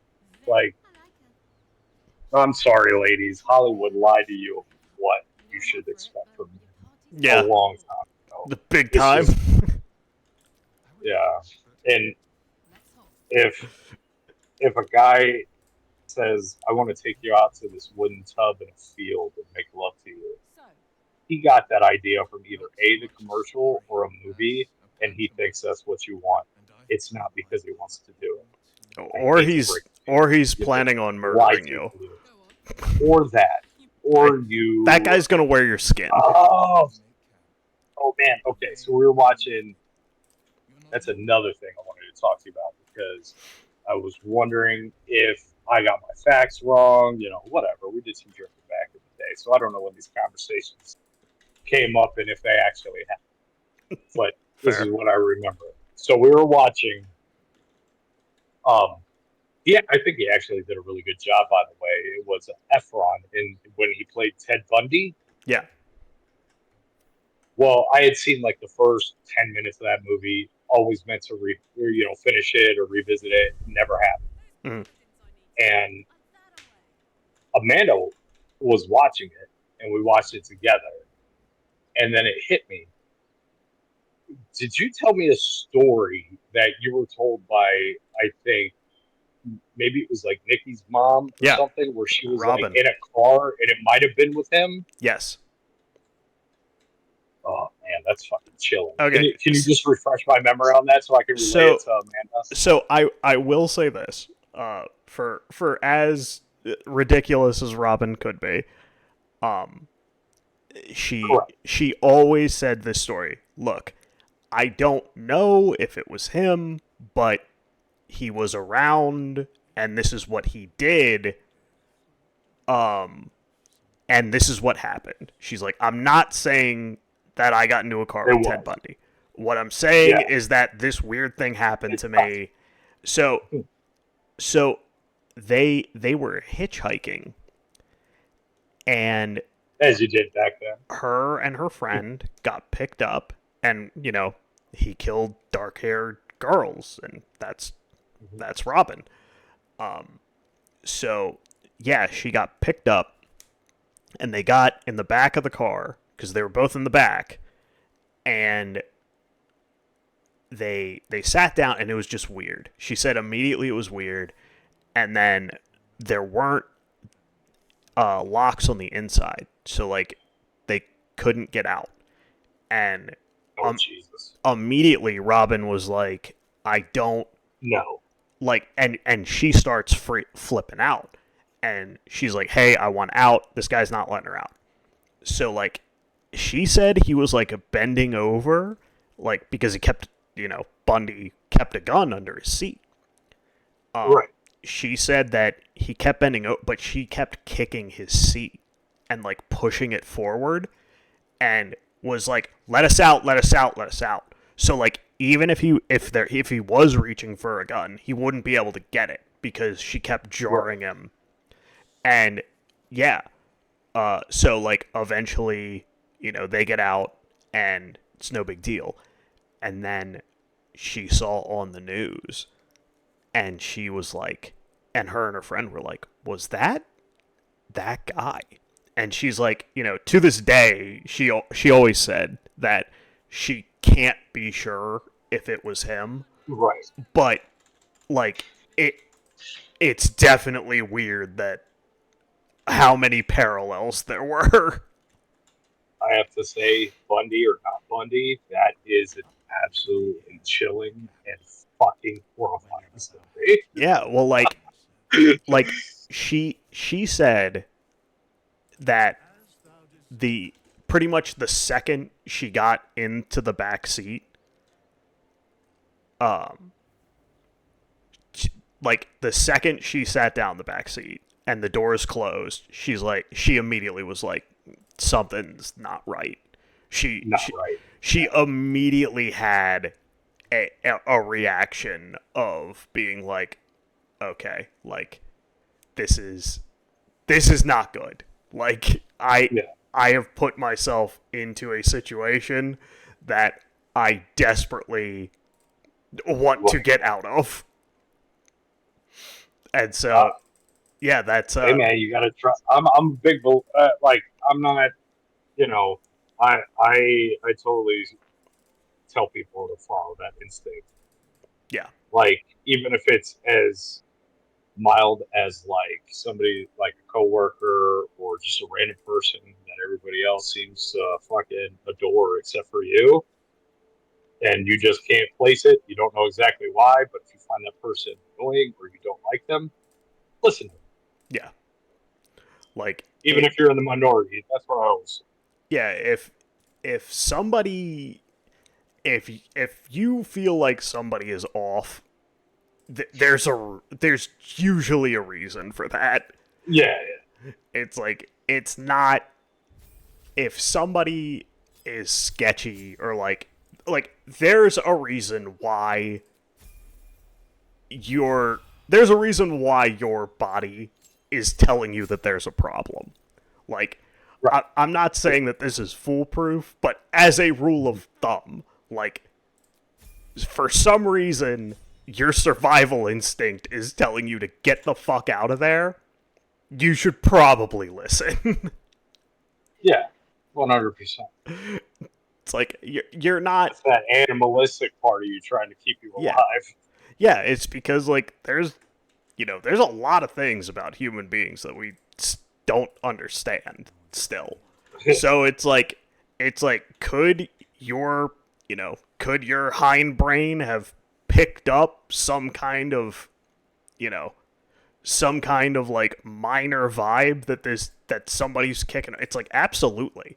It's like there could be something that you're just not picking up on that you have recognized, and like that it's totally possible, and you need to respond to it. Like it Oh yeah. it's like you don't need to flip out about it, but you do need to respond and recognize and be like, hey, You need it. Yeah. why do I feel? I mean, so many people float through life like completely unaware. Like no offense to the people that this has happened to, but like if you're like, how many stories have you heard or at least heard of where somebody gets like jumped in a parking garage, like when they went to their car and they thought they were alone? I'm like, It's a lot. how unaware of your surroundings are you that Yeah. that you could be in a parking garage by yourself and somebody snuck up on you? Like I can't conceive of that happening to me. Like Yeah. it's like how I'm not saying I couldn't get jumped. I'm just saying I think I would see or feel it coming. yeah, it's like because I'm always looking around in those situations. Like I don't understand it. Where it's like nobody is that stealthy. Like Yeah. if it is me, Especially in a place with pretty damn good acoustics. yeah, it's like that's the other thing. It's loud as it's parking garages. Every sound is massively loud. One second, bud. Yeah. What's that? Oh, I don't know what you're talking. No, you're fine. I thought you were talking to me. But yeah, like if I was in a parking garage, like SEAL Team 6 couldn't sneak up on me. Like it's just not it's like, could I see them and something bad happen? Sure. But they're not getting behind me without me knowing about it. Like there's a 0% chance of that happening. But anyway, you gonna be able to be hit up tomorrow? I gotta get rolling because we gotta pick up stuff. Oh, do your thing, brother. I don't know. We'll see. Just hit me up and we'll do it. I mean, I figured as long as it keeps track once or twice a week at least, we Yeah. should be able to do some things. All And right. I enjoy our Tangents. little bullshit stuff. Yeah, little tangents and meaningless stuff, discussions with no fucking direction whatsoever. I'm Exactly. if other people want to listen to two really good friends fucking Shoot the shit. talk about whatever, then I guess you're. Yep. All right, homie. Well, yeah, man. Well, All right, buddy.